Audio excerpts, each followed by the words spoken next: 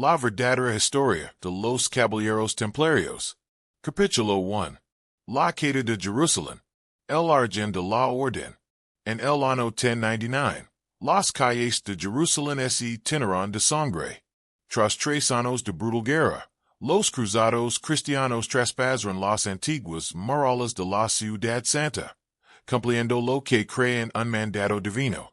El Papa Urbano II había convocado esta gran expedición 6 años antes, y ahora, exhaustos, caballeros, y soldados rasos loraban al contemplar la ciudad por la que Cristo había caminado. Pero la victoria trajo nuevos desafíos. Miles de peregrinos cristianos buscaban ahora visitar los lugares sagrados de su fe. Venían de Francia, Inglaterra, tierras germánicas y Italia. Recorrieron miles de kilómetros, cruzando mares y montañas, impulsados por la devoción y la promesa de salvación. Sin embargo, los caminos a Jerusalén eran traicioneros. Bandidos se secaban en los pasos de montaña. Invasores musulmanes atacaron las vulnerables caravanas. La enfermedad y el hambre se cobraron innumerables vidas. El reino de Jerusalén, como los cruzados llamaron a su nuevo territorio, era frágil. Se extendía a lo largo de la costa mediterránea oriental, una estrecha franja de territorio cristiano rodeada de reinos musulmanes que resentían la invasión extranjera. Los nuevos gobernantes latinos encontraban siempre escasos de efectivos, incapaces de asegurar por completo los caminos y proteger a los peregrinos cuya presencia había justificado toda la cruzada. En estos caóticos primeros años del reino latino, un caballero francés llamado Hugo Díaz presenció el sufrimiento de sus correligionarios cristianos. Hugo no era un hombre de gran riqueza ni noble cuna, pero poseía algo quizás más valioso, una visión. Había luchado en la cruzada, había presenciado la carnicería y la gloria, y ahora permanecía en tierra santa mientras muchos de sus compañeros regresaban a Europa. Pocos reunieron a su alrededor un pequeño grupo de caballeros con ideas afines. Inicialmente eran 9 hermanos de armas que habían sobrevivido juntos a la cruzada. Hicieron votos monásticos, comprometiéndose a la pobreza, la castidad y la obediencia. Pero a diferencia de los monjes tradicionales que se retiraban del mundo, estos monjes guerreros se involucrarían activamente en él. Protegerían a los peregrinos. Vigilaban los caminos. Serían, en esencia, la primera orden religiosa milita de la historia cristiana. Corría aproximadamente el año 1119. La fecha exacta se ha perdido en la historia, como tantos detalles de aquellos primeros años. Lo que sabemos proviene de crónicas posteriores, de documentos escritos décadas después, impregnados de leyenda y del deseo de crear una historia de origen acorde con lo que la orden llegaría a ser. El rey Baldano II de Jerusalén reconoció el valor de la propuesta de Hugo. El reino necesitaba desesperadamente fuerzas militares fiables, y estos caballeros ofrecieron sus servicios sin esperar pago. Tierras y títulos. Solo buscaban servir a Dios y proteger a los fieles. Balduino les concedió alojamiento en la mezquita a la del monte del Templo, que los cruzados creen que es alzaba sobre las ruinas del Templo de Salomón. De este lugar tomarían su nombre los pobres compañeros soldados de Cristo y del Templo de Salomón. La historia los conocería simplemente como los Caballeros Templarios. Aquellos primeros años fueron humildes. 9 noches no pudieron transformar la situación de seguridad en Palestina, por muy dedicados que fueron. Patrolaban los caminos cuando podían. Escoltaban a los peregrinos. Vivían con sencillez, 2 caballeros, compartiendo un solo caballo, símbolo de su pobreza que posteriormente aparecería en su sello. Vestían armaduras donadas, y portaban armas viejas. Eran, a todas luces, genuinamente pobres. Pero los judeopanos comprendían que su misión requería recursos que no poseían.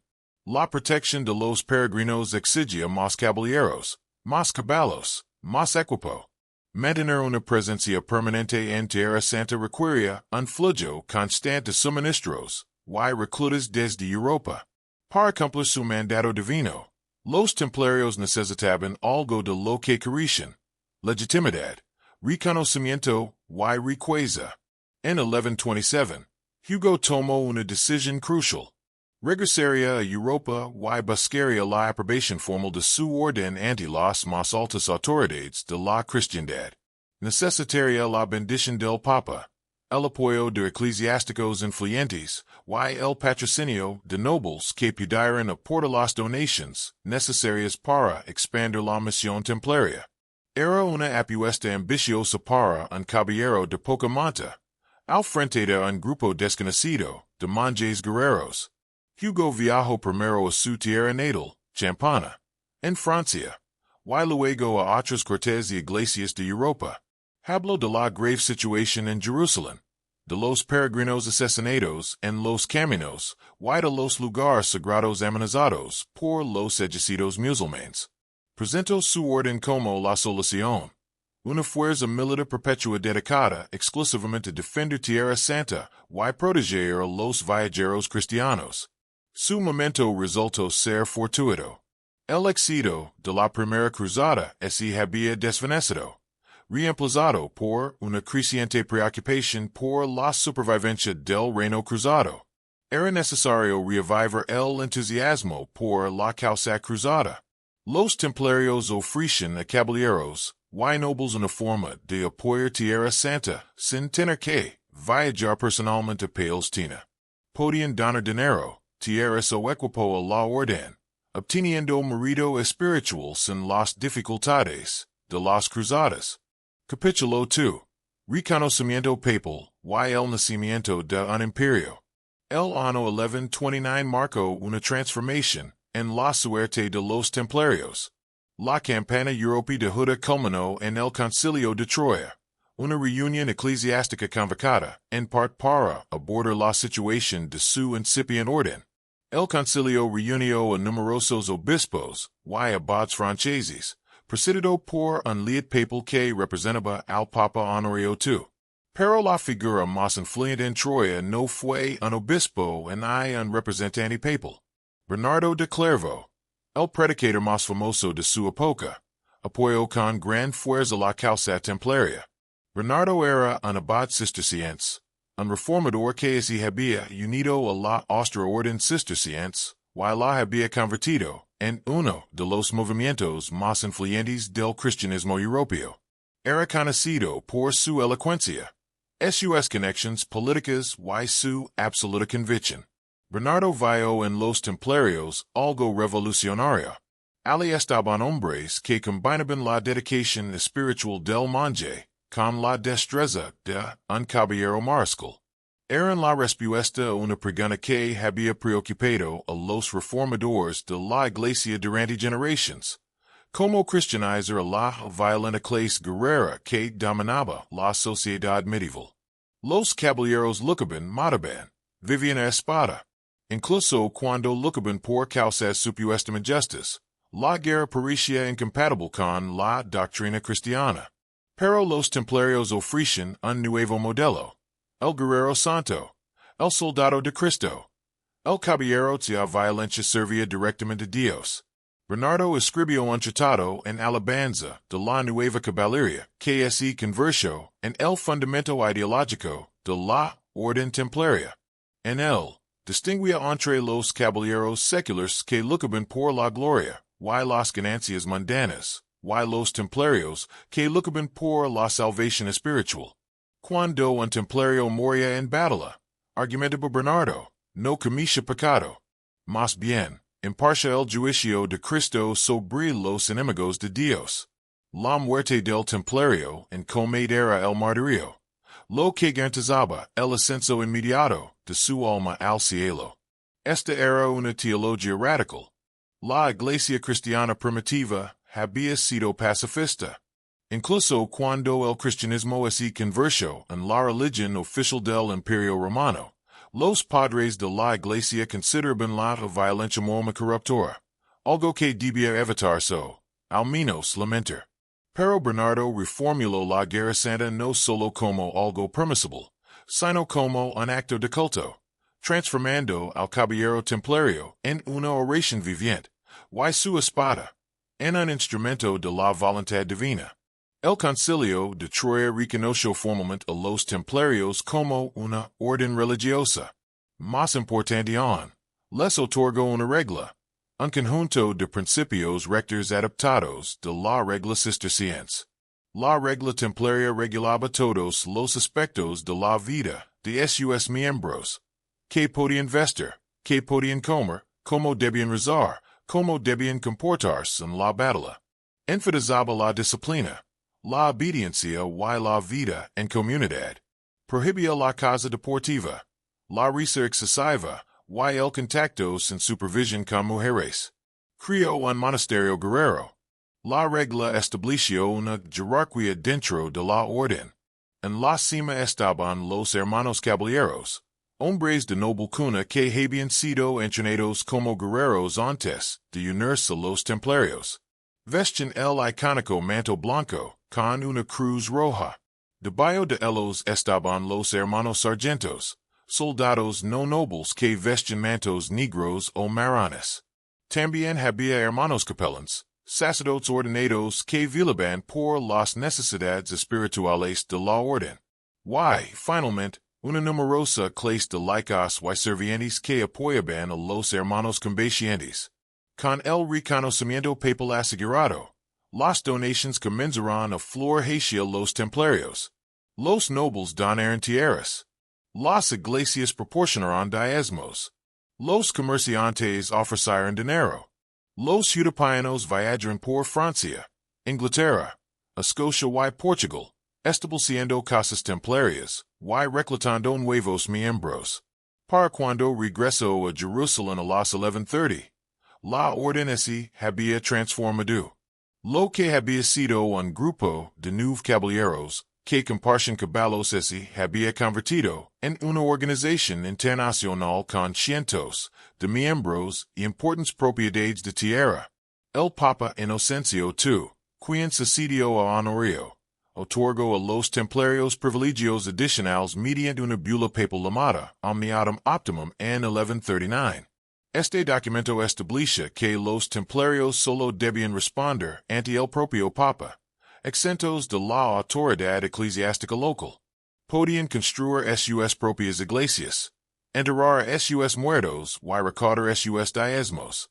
No pagaban impuestos en ninguna autoridad secular o religiosa, salvo al papado. Estos privilegios resultaron enormemente valiosos. Los obispos locales no podían interferir en las operaciones templarias ni reclamar jurisdicción sobre sus propiedades. Los reyes y nobles encontraban útiles a los templarios precisamente porque operaban al margen de las obligaciones feudales normales. Si se le prestaba dinero a un señor local, este podía incumplir y el recurso legal era limitado. Pero los templarios, respaldados por la autoridad papal y con propiedades repartidas por toda la cristiandad, eran socios fiables. La orden creció rápidamente durante las décadas de 1130 y 1140. Las casas templarias, llamadas preceptorias, aparecieron por toda Europa. Se trataba de grandes fortificadas y centros administrativos donde la orden recolectaba productos agrícolas, entrenaba reclutas y gestionaba sus crecientes operations comerciales. Jóvenes nobles se unían, atraídos por la combinación de propósito espiritual y aventura militar. Los padres donaban a sus hijos junto con importantes donaciones, asegurando así tanto el futuro del niño como la salvación de la familia. En Tierra Santa, los templarios se convirtieron en una formidable fuerza militar. Y no se limitaban a escoltar peregrinos, garnician castillos, realizaban reconocimientos, y formaban las tropas de choque de los ejércitos cruzados. Sus mantos blancos se hicieron comunes en los campos de batalla palestinos. Se ganaron una temible reputación de violencia, disciplina y negativa a retirar su ronderos. La transformación fue completa. En menos de dos décadas, los templarios habían evolucionado de nuevo caballeros pobres, que compartían caballos a una poderosa institución militar y financiera. Poseían tierras desde Escocia hasta Palestina. No respondían ante nadie más que el Papa. Eran ricos, cada vez más ricos, y absolutamente esenciales para la supervivencia del Estado cruzado. Las semillas plantadas por los europeos habían crecido hasta convertirse en algo mucho más allá de su visión original. La pregunta era si la orden podría mantener sus ideales fundacionales mientras acumulaba riqueza y poder. Capítulo 3. Guerreros de la Cruz. Los Templarios en batalla. Los Templarios eran, ante todo, soldados. Todo lo demás, en lo que se convirtieron, banqueros, diplomáticos y administradores. Surgió de esta base militar. Para comprender su historia, debemos comprender cómo lucraron, cómo se organizaron para la guerra, y que los convirtió en guerreros tan efectivos. El gobierno templario dedicó considerable atención a los asuntos militares. Especificaba cómo los caballeros debían mantener su equipo, cómo debían comportarse en batalla, y que constituía un comportamiento aceptable durante las campañas. La disciplina era primordial. Un caballero templario no podía cargar sin órdenes. No podía abandonar la formación sin permiso. No podía abandonar a su líder de escuadrón ni siquiera a su propio estandarte había quedado. Este énfasis en la disciplina distinguía a los templarios de los caballeros seculares, que a menudo luchaban individualmente en busca de la gloria personal. La guerra medieval era frecuentemente caótica, con caballeros rompiendo la formación para perseguir a sus enemigos o la gloria. Pero los templarios luchaban como una unidad, manteniendo la cohesión incluso en la confusión de la batalla. Esto los hacía devastadoramente efectivos, especialmente en las cargas de caballería que dominaban la guerra medieval. Una carga templaria era una maniobra orquestada con precisión. Los caballeros formaban en formación cerrada, con las lanzas a la cabeza. En alto, el distintivo estandarte blanco y negro de la orden, llamado el basallón, avanzaban a un trote controlado, aumentando gradualmente la velocidad. La disciplina era crucial. Una carga irregular perdía impacto cuando los caballeros llegaban a la línea enemiga en paz. Pero, correctamente ejecutada, una carga templaria impactaba como un rayo.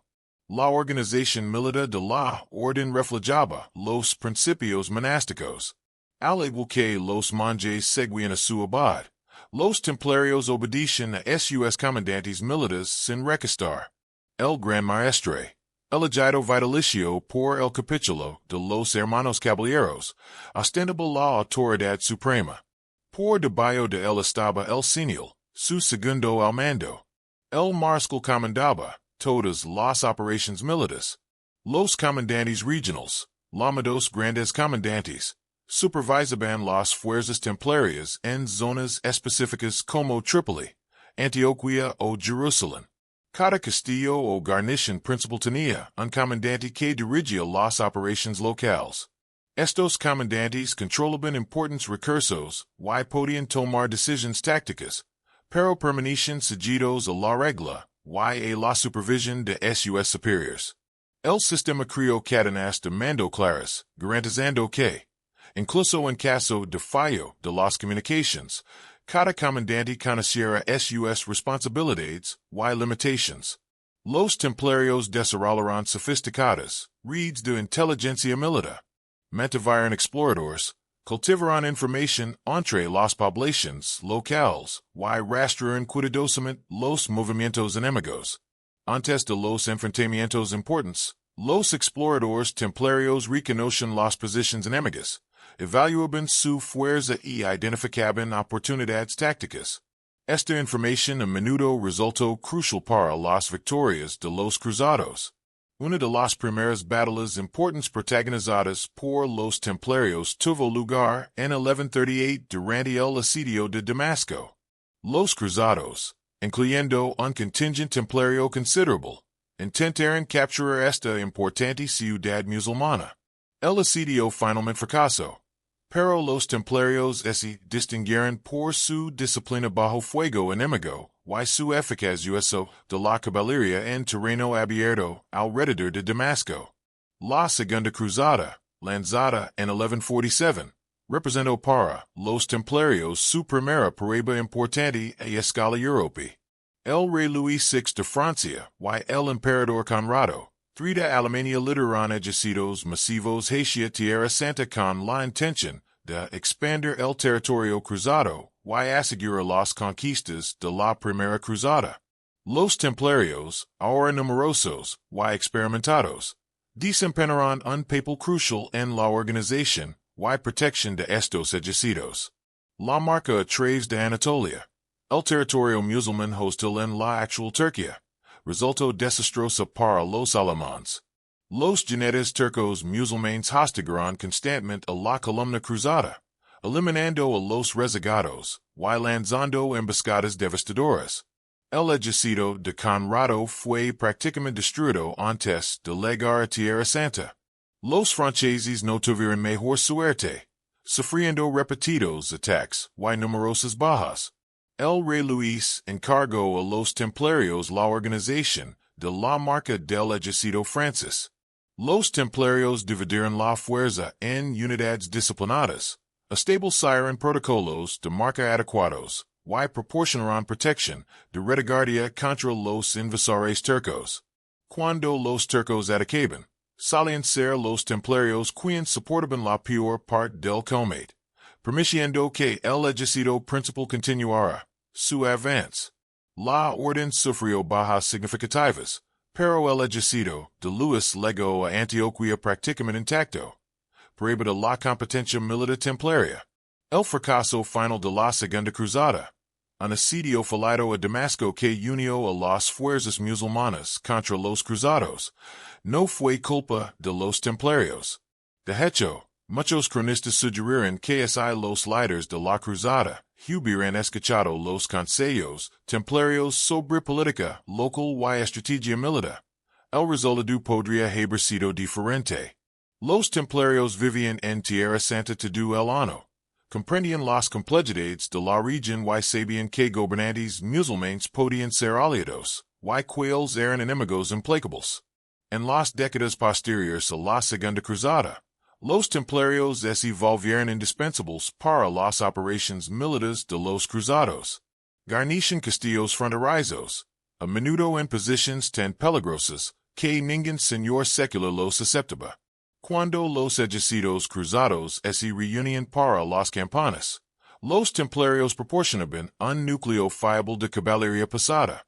Cuando las expediciones fracasaban y los ejércitos se desintegraban, los templarios mantenían la disciplina, a menudo librando desesperadas acciones de retaguardia para permitir la huida de otros.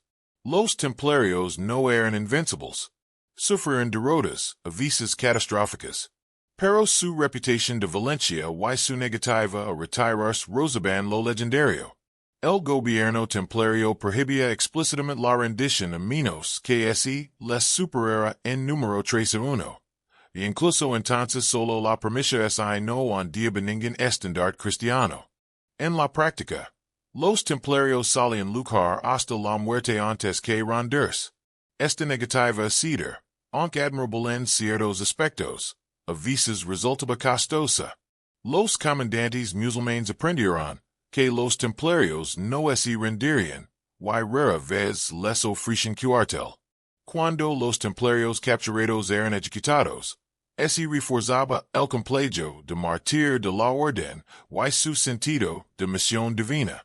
Eran guerreros de Cristo, y morir en batalla no era una derrota, sino una victoria espiritual. Los templarios también se adaptaron a la guerra de Oriente Medio de una forma que otros guerreros europeos no lo hicieron. Aprendieron a respetar la destreza militar musulmana, en particular la caballería ligera turca y árabe que dominaba la región. Desarrollaron tácticas para contrarrestar a los arqueros a caballo móviles mediante cargas disciplinadas para desmantelar las formaciones enemigas y campamentos fortificados para protegerse de las incursiones nocturnas. Comprendían la guerra de asedio, tanto ofensiva como defensiva. Los castillos templarios hicieron legendarios por su fortaleza y posicionamiento estratégico. Estas fortalezas controlaban rutas clave, custodiaban pasos de montaña y proporcionaban refugio a los ejércitos cruzados. Los templarios invirtieron fuertemente en la construcción y el mantenimiento de castillos, reconociendo que la defensa estática era tan importante como la ofensiva móvil para mantener el territorio. Quizás lo más importante fue que los templarios proporcionaron continuidad. Los caballeros seculares llegaron a Tierra Santa durante unos años, cumplieron sus votos de cruzado y regresaron a casa. Pero los templarios permanecieron, acumularon experiencia, aprendieron de las derrotas y transmitieron su conocimiento a las nuevas generaciones de monjes guerreros. Se convirtieron en la memoria institucional de los estados cruzados, los profesionales militares en una región de aficionados transitorios. Capítulo 4. Castillos y fortalezas, la arquitectura de la fe. Los estados cruzados existen como una serie de puntos fortificados, conectados por caminos peligrosos. Controlar significaba mantener castillos, y perderlos significaba perder territorio. Los templarios comprendieron esta realidad y se convirtieron en maestros constructores y defensores de castillos. Sus fortificaciones no eran meras instalaciones militares, sino símbolos de la permanencia cristiana en una tierra hostil. Los primeros castillos templarios eran modestos, a menudo estructuras existentes reparadas y reforzadas. Pero a medida que la riqueza de la orden crecía, también lo hacía la sofisticación de sus fortificaciones. Construyeron algunos de los castillos más formidables de la historia medieval. Estructuras que aún inspiran asombro hoy en día en su estado ruinoso. El castillo de Pilgrim, conocido como Atlet en árabe, ejemplificó la arquitectura militar templaria en su máximo esplendor. Construido en una península que se adentraba en el mar Mediterráneo al sur de Haifa, el castillo de Pilgrim era prácticamente inexpugnable. Los templarios comenzaron la construcción en 1218, eligiendo cuidadosamente la ubicación por sus ventajas defensivas y su acceso al mar, lo que permitía el reabastecimiento incluso bajo el asedio de fuerzas enemigas. El castillo contaba con imponentes murallas de más de 9 metros de grosor en algunos puntos, construidas con enormes bloques de piedra ensamblados con precisión artesanal. Dos imponentes torres dominaban el acceso terrestre, conectadas por una muralla y un foso seco que separaba la península del continente. Cualquier ejército que intentara asaltar el castillo peregrino tendría que atravesar terreno abierto bajo el fuego fulminante de las torres, y luego romper murallas que resistirían, incluso las máquinas de asedio más potentes. Dentro de las murallas, el castillo contenía todo lo necesario para un asedio prolongado. Tanks para el agua, almacenes para la comida, una capilla para el culto, establos para los caballos, armarias para las armas, y cómodos alojamientos para la guarnición. Los templarios construyeron para la permanencia, utilizando los mejores materiales y los artesanos más hábiles. El castillo peregrino permaneció en manos de los templarios hasta el final de la presencia cruzada en Palestina. Más al norte, los templarios controlaban Tortosa, una ciudad costera fortificada con murallas y un enorme donen o torre del homenage que aún se conserva. Tortosa sirvió como una importante base templaria, y su puerto permitió la comunicación con Chipre y Europa. Los templarios transformaron Tortosa, de una simple fortificación, en una ciudad fuertemente defendida, capaz de resistir asedios de gran envergadura. Finlandia. Los templarios controlaban Safed, una fortaleza en la cima de una montaña en Galilea. Encaramada en una colina a más de 767 metros sobre el nivel del mar. Safet dominaba kilómetros, de la campina, circundant en todas direcciones. Los templarios reconstruyeron Safet tras recuperarla de las fuerzas musulmanas en 1240, creando una enorme fortaleza capaz de albergar una guarnición de 1,700 hombres, además de 400 trabajadores, y servientes esclavizados. Las fortificaciones de Safed incluyen murallas concéntricas, múltiples torres, silons subterráneos, almacenes, un hospital, una capilla y residencias. El castillo podía resistir asedios prolongados. Su altura hacía casi imposibles los ataques con torres de asedio. Sus múltiples líneas defensivas garantizaban que, incluso si abrían brechas en las murallas exteriores, los defensores podían repulgarse a las fortificaciones interiores. Estos castillos requerían una enorme inversión. Los costos de construcción eran exorbitantes, consumiendo a menudo años de ingresos de múltiples propiedades templarias. Pero la orden reconoce que sin estas fortificaciones, los estados cruzados se derrumbarían.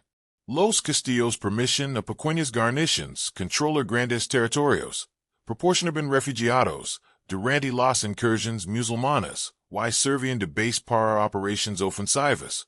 Los templarios también comprendían que los castillos debían formar parte de una red defensiva.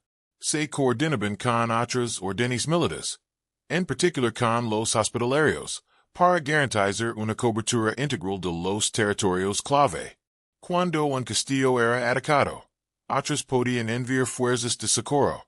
Cuando llegaba información sobre los movimientos enemigos, la red del castillo podía difundir alertas rápidamente.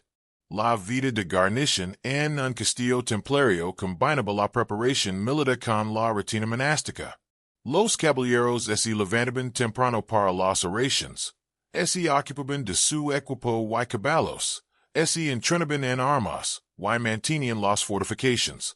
Comían en comunidad, vivían con sencillez a pesar de la riqueza, de la orden, y seguían la estricta disciplina prescrita por el gobierno templario.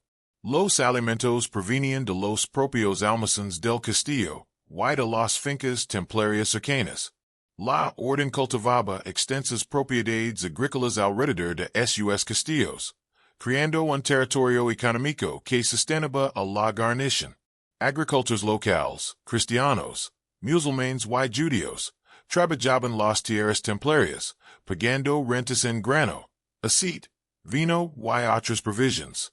Los castillos también servían como centros administrativos. El comandante del castillo gestionaba no solo los asuntos militares, sino también la administración económica y legal de los territorios templarios. Recaudaba rentas, arbitraba disputas, y supervisaba la red de pequeñas propiedades templarias en su región. Esta combinación de funciones militares y civiles convirtió a los castillos templarios en centros de poder en los estados cruzados.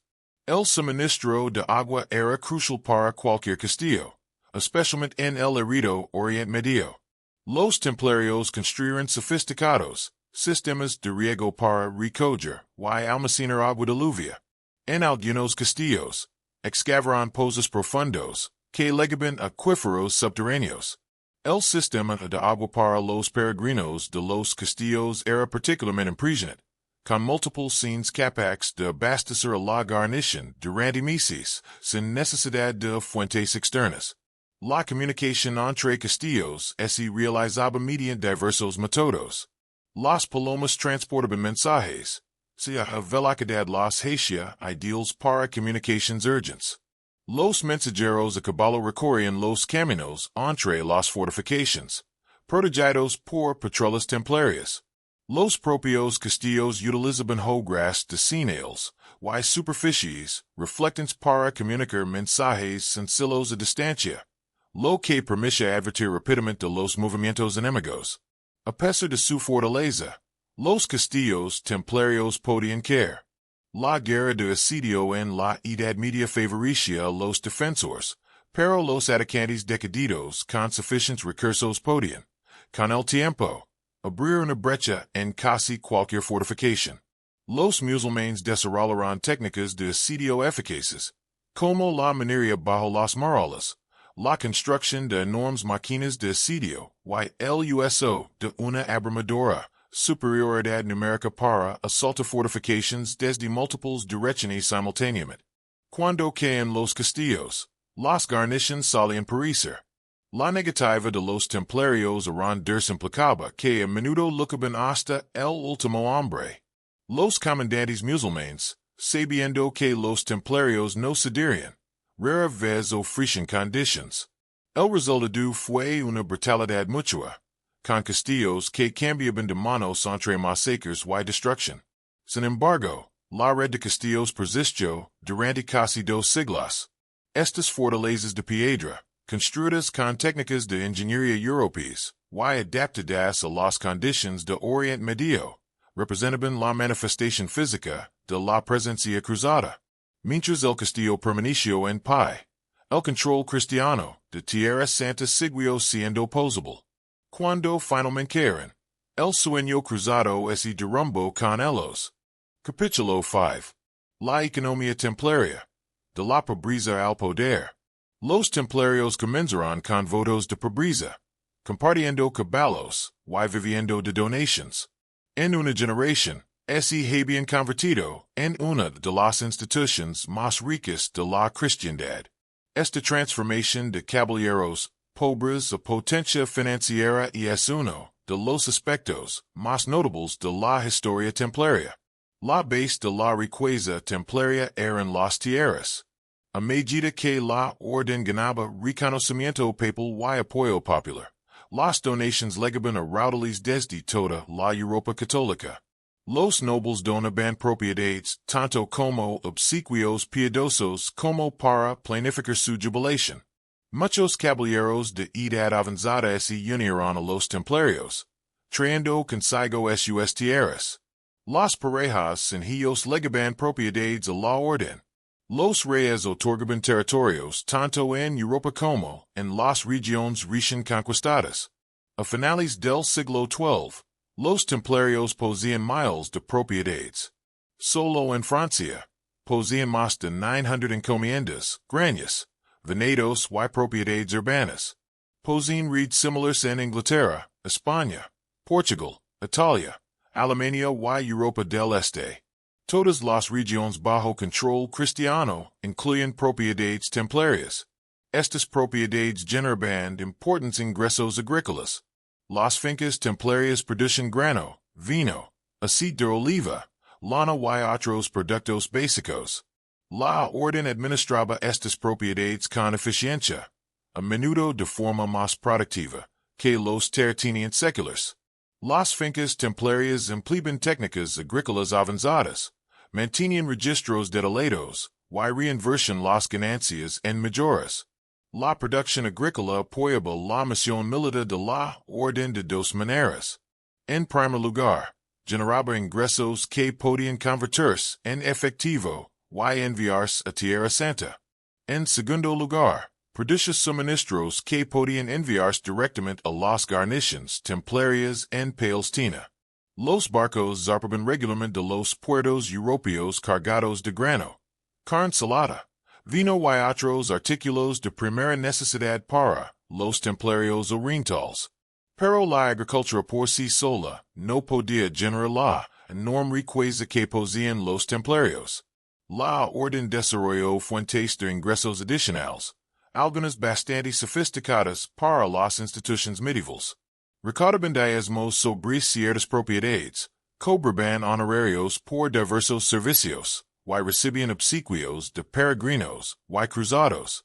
Más significativamente, los templarios se involucraron en las finanzas internacionales. Este desarrollo fue casi accidental, seguido de necesidades prácticas. Los cruzados y peregrinos que viajaban a Tierra Santa se enfrentaban a un grave problema. Como transportar fondos de forma segura a través de miles de kilómetros infestados de bandidos. Llevar grandes cantidades de oro o plata era una invitación al robo y al asesinato. Los templarios ofrecieron una solución. Un peregrino podía depositar dinero en una casa templaria en París o Londres y recibir una carta de crédito. al llegar a Jerusalén, podía presentar esta carta en una instalación templaria, y recibir los fondos. Los templarios cobraban por este servicio, pero los peregrinos pagaban con gusto por la seguridad y la comodidad. Este sistema requería confianza, registro de datos y una red internacional fiable. To do lo que podían los templarios. Sus votos religiosos garantizaban sus clientes su honestidad. Su alfabetización y sofisticación administrativa permitían una contabilidad precisa. Su presencia en todo el mundo cristiano proporcionó la infraestructura necesaria. La red financiera templaria se expandió gradualmente, más allá de los servicios a los peregrinos. Los caballeros que partían a las cruzadas depositaban fondos en la orden. Los nobles utilizaban las casas templarias como depósito seguro para sus objetos de valor. Los comerciantes comenzaron a utilizar las cartas de crédito templarias para el comercio internacional, considerándolas más fiables que otros instrumentos bancarios medievales. Los templarios también otorgaban préstamos. Este era un territorio delicado para una orden religiosa, y que la iglesia medieval nos prohibía oficialmente cobrar intereses sobre los préstamos. Pero los templarios desarrollaron métodos para otorgar crédito, evitando técnicamente los cargos por usura. Estructuraron los préstamos como sociedades, tomando acciones en empresas comerciales en lugar de cobrar intereses explícitos. Impusieron penalizaciones por demora en el pago, que funcionaban como intereses. Exigieron garantías que pudieran explotarse para obtener ganancias. Las tesorerías reales se convirtieron en importantes clientes de los templarios. Los reyes necesitaban servicios financieros confiables, especialmente durante las guerras que requerían una rápida movilización de fondos. Los templarios otorgaban crédito a corto plazo a los monarcas, aceptaban depósitos reales e incluso administraban algunas tesorerías reales. El Templo de París, la principal sede francesa de los templarios, funcionó como el Banco Real francés durante gran parte del siglo XIII. Estas actividades financieras generaron enormes ganancias, mientras que los templarios utilizaban votos de pobreza para cada hermano. La orden, como institución, se enriqueció enormemente. Esta riqueza fluyó a Tierra Santa para financiar las operaciones militares que justificaban la existencia de la orden.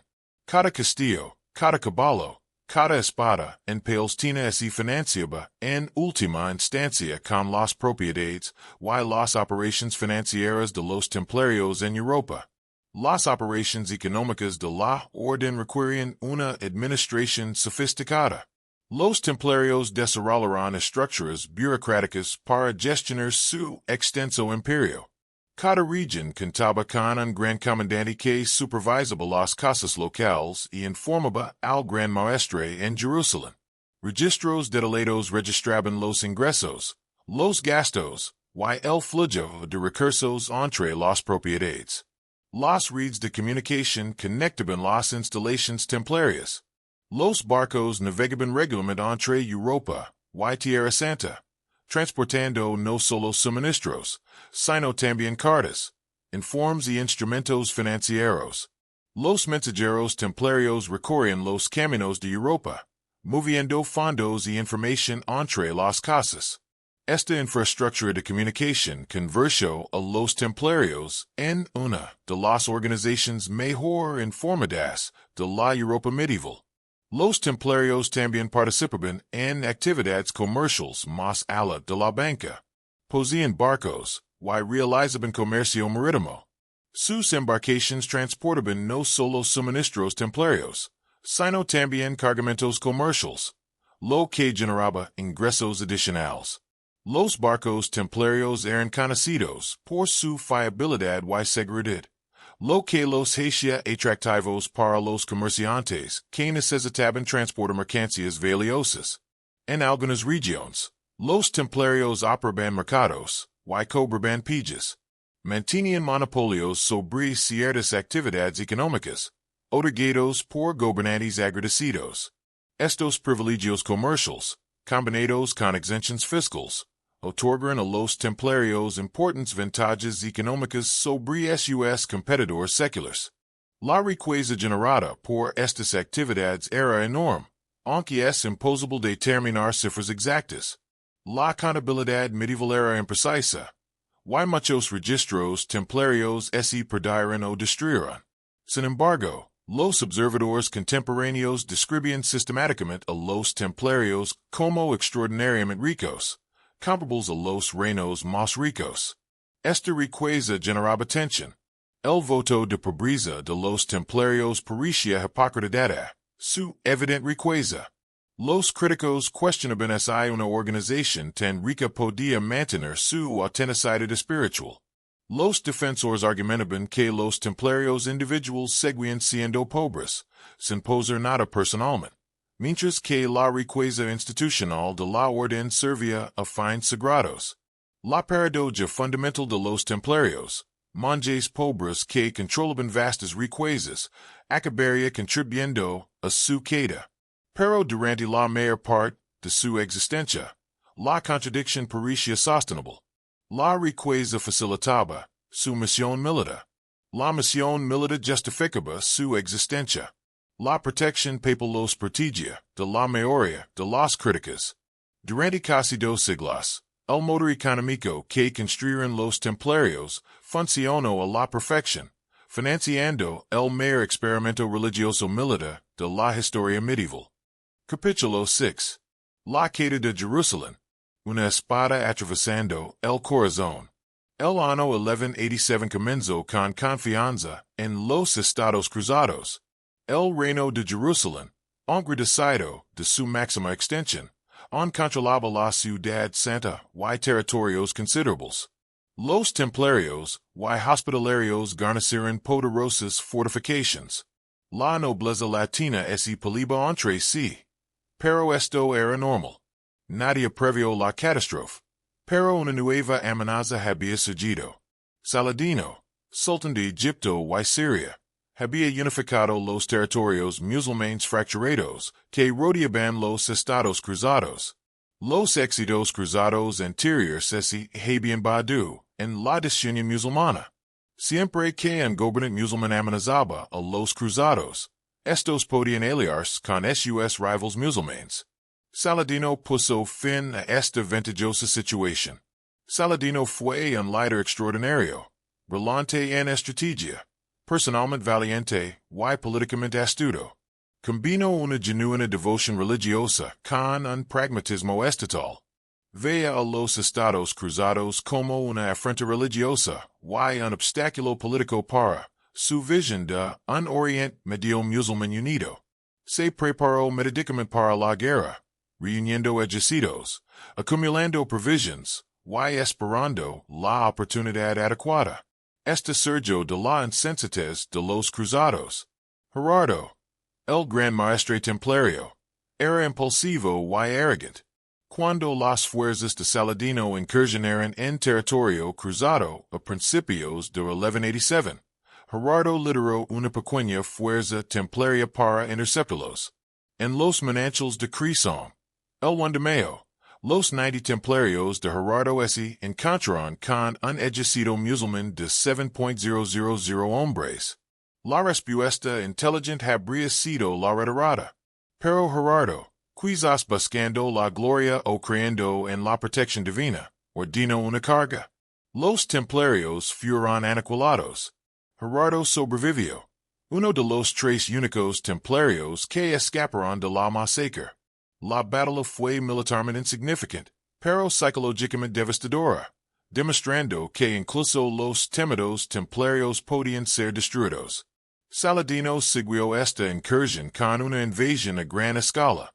Su ejército, posiblemente 40,000 hombres, entró en el reino de Jerusalén a finales de junio. El rey Guido de Jerusalén convocó a todos los caballeros disponibles para hacer frente a la amenaza. Los templarios y hospitalarios vencieron sus castillos, y enviaron a todos los caballeros unirse al ejército real. Incluso la verdadera cruz, la reliquia más sagrada del cristianismo, Que supuestamente continía madera de la crucifixión de Cristo. Fue traída de Jerusalén para inspirar a las tropas. El ejército cruzado se reunió en Historia, una posición bien abastecida con buen terreno defensivo. Los asesores militares del rey, incluyendo veteranos comandantes templarios, lo instaron a permanecer en Historia. El numeroso ejército de Saladino tendría dificultades para abastecerse en el herido calor del verano. Si los cruzados se mantenían a la defensiva, el ejército musulmán tendría que retirarse o atacar a los cruzados en una posición fuerte. Pero Gerard did for otros nobles impulsivos abogaban por una acción ofensiva inmediata. Acusaron de cobardía a quienes aconsejaban cautela. El rey Guido, un gobernante débil dominado por personalidades más fuertes, finalmente sitió ante los halcones. El 3 de julio, el ejército cruzado abandonó Historia y marchó hacia el ejército de Saladino cerca de Tiberio. La decisión fue desastrosa. Los cruzados marcharon por terreno herido bajo un calor abrasador. La caballería ligera de Saladino los hostigaba constantemente, disparando flechas y impidiéndoles alcanzar agua. Al anochecer, el ejército cruzado estaba desesperadamente sediento, exhausto y a kilómetros de agua. Acamparon en una meseta cerca de los cuernos de Haddon, una distintiva colina de 2 picos. Y esa noche fue un tormento. Hombres y caballos sufrieron una sed intensa. Las fuerzas de Saladino los rodearon, impidiéndoles cualquier posibilidad de alcanzar agua. Los soldados musulmanes incendiaron hogueras contra el viento, asfixiando a los cruzados con humo. Todos sabían que el día siguiente habría batalla, pero el ejército cruzado ya estaba derrotado por el calor, la sed y la fatiga. La batalla de Haddon, el 4 de julio, fue más una masacre que una batalla. La infantería cruzada, enloquecida por la sed, rompió filas intentando alcanzar el lago Tiberio en la distancia. Las fuerzas de Saladino los rodearon y los destruyeron. Los caballeros, incluyendo a los templarios y hospitalarios, lucraron con un coraje desesperado. Pero así vieron abramados por la superioridad numérica y su propio agotamiento. Al final del día, el ejército cruzado había desaparecido. El rey Guido fue capturado junto con la verdadera cruz, que Saladino envió posteriormente a Damasco en señal de triunfo. Las órdenes militares sufrieron bajas catastróficas. Casi todos los caballeros templarios y hospitalarios presentes fueron asesinados o capturados. Saladino trató con cortesía a la mayoría de los prisioneros nobles, llegando a pedir un rescate por ellos. Sin embargo, ordenó la ejecución inmediata de los templarios y hospitalarios capturados. A los místicos sufíes les concedió el honor de decapitar a los caballeros capturados, atravesándoles el cuello con una incompetencia ceremonial. Aproximadamente 200 templarios y hospitalarios murieron de esta manera. Saladino explicó que estas órdenes militares eran los cruzados más peligrosos, fanáticos que jamás harían la paz. Era mejor eliminarlos. Gerard Dormir, suya imprudencia había contribuido al desastre. Se encontraba entre los capturados, pero se libró de la ejecución y posteriormente fue liberado. Las circunstancias siguen siendo inciertas, pero muchos murmuran que había hecho vergonzosas concesiones para salvar su vida. Con el ejército cruzado destruido, Saladino conquistó sistemáticamente el reino. Los castillos cayeron en rápida secesión, sus guarniciones masacradas o capturadas, las ciudades se rindieron, sus poblaciones esclavizadas o expulsadas.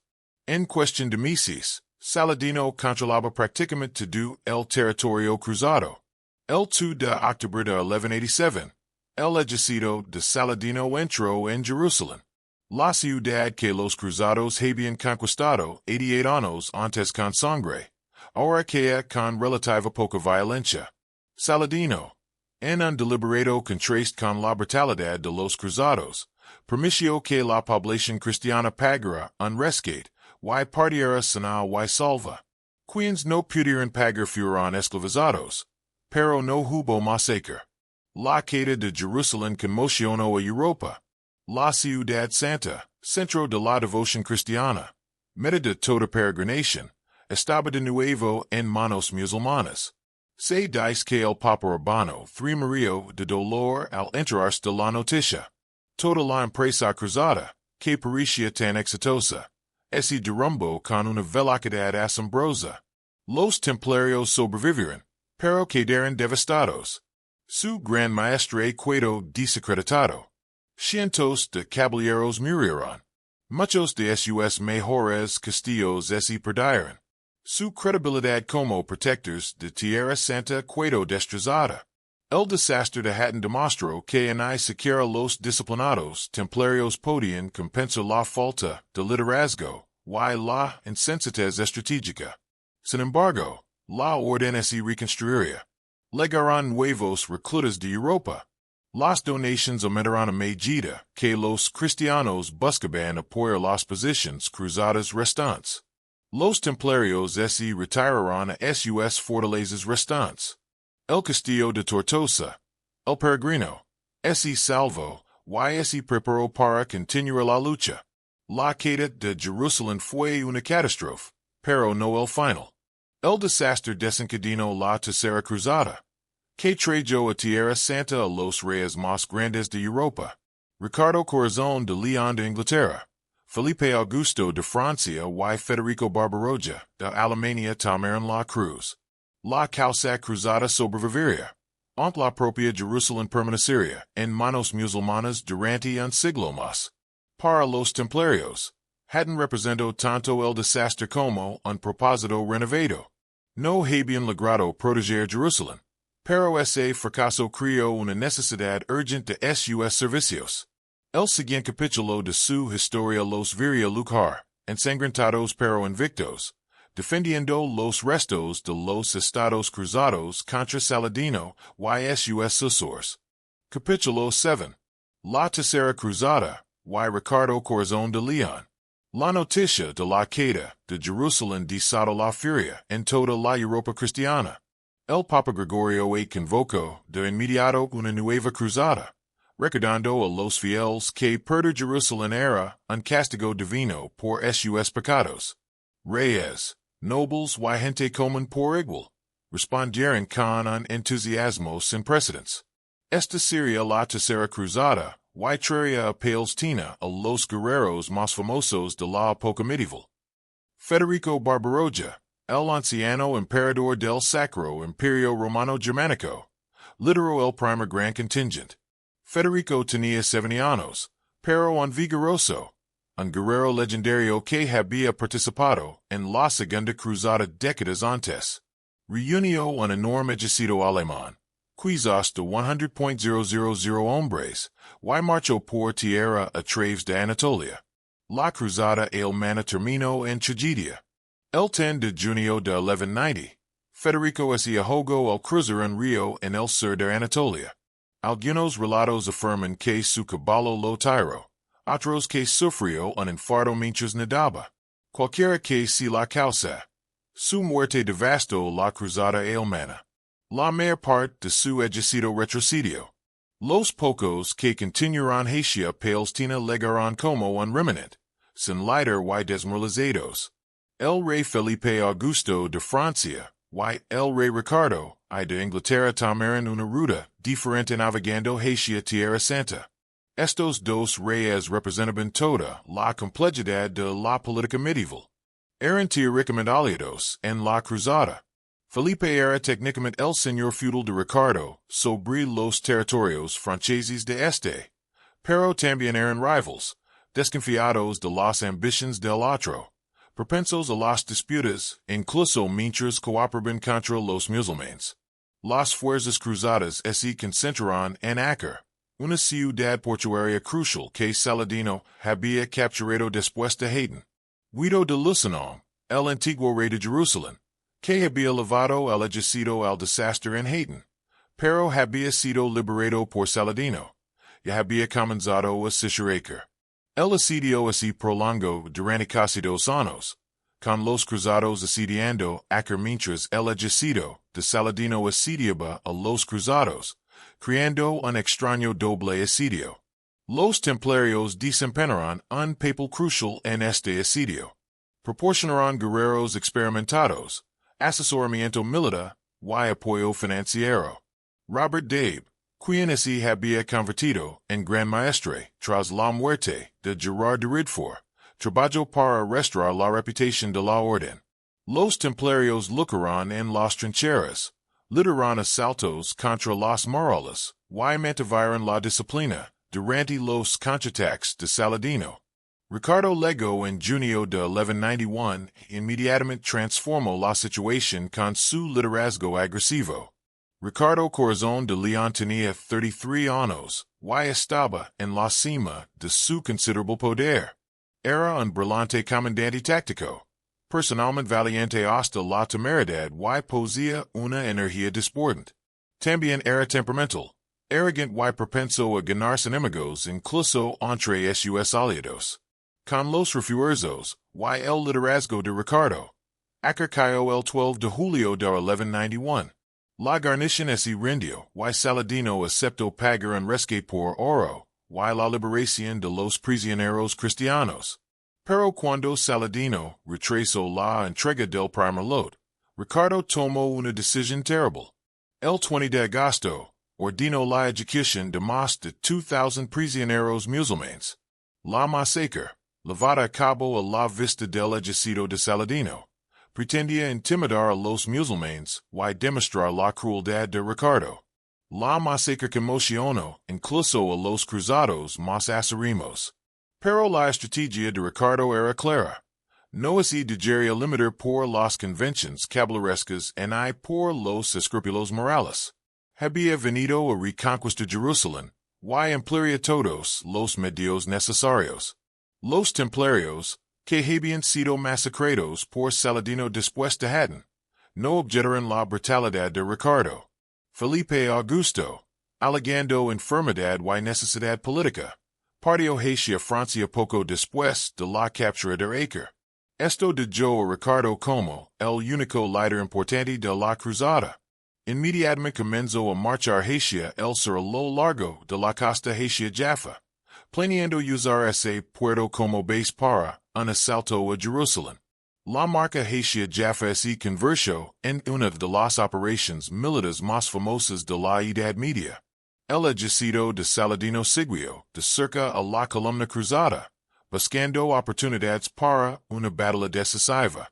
Ricardo organizó su marca brillantemente, manteniendo a su infantería cerca de la costa, donde los barcos de suministro pudieron seguirlos, mientras que su caballería les proporcionaba protección en tierra. Los templarios y hospitalarios formaban la vanguardia y la retaguardia del ejército cruzado, las posiciones más peligrosas. Soportaron el acoso constante de los arqueros a caballo musulmanes, manteniendo la disciplina a pesar de las bajas y las provocaciones. Los Caballeros Templarios, con sus mantos blancos, se convirtieron en el símbolo de la resistencia cruzada durante esta agitadora marca. El 7 de septiembre de 1191, Saladino eligió su territorio cerca de Arsuf y atacó con fuerza. La batalla de Arsuf fue el enfrentamiento culminante de la tercera cruzada. Saladino lanzó todo su ejército contra los cruzados, buscando destruirlos antes de que llegaran a Jaffa. Ricardo había ordenado a sus caballeros que mantuvieran la formación y no cargaran hasta que él diera la señal. Esto era una agonía para los caballeros medievales, que debían resistir y absorber el fuego de las flechas sin responder. Los hospitalarios que formaban la retaguardia sufrieron terriblemente y rogaron a Ricardo permiso para cargar. Ricardo se negó, esperando el momento perfecto. Finalmente, los hospitalarios no pudieron aguantar más y cargaron sin órdenes. Ricardo, al ver que su meticuloso plan se desmoronaba, ordenó de inmediato un avance general. La caballería pesada cruzada arremetió contra el ejército de Saladino con una fuerza devastadora. Los Templarios, cargando desde la vanguardia, capturaron el flanco izquierdo musulmán. La batalla se convirtió en una ruta de escape, con las fuerzas de Saladino yendo en desorden. Arsenó fue una victoria decisiva en términos estratégicos, pero destrozó el mito de la invencibilidad de Saladino. Los Cruzados habían derrotado al conquistador de Jerusalén en batalla abierta. Ricardo había demostrado ser un comandante tan capaz como su reputación sugería. Los Templarios se habían redimido tras la batalla de Hattin, demostrando su continuo valor militar. Ricardo capturó Jaffa y comenzó a fortificarla como base. Entonces se enfrentó a la decisión crucial. ¿Debía marchar sobre Jerusalén?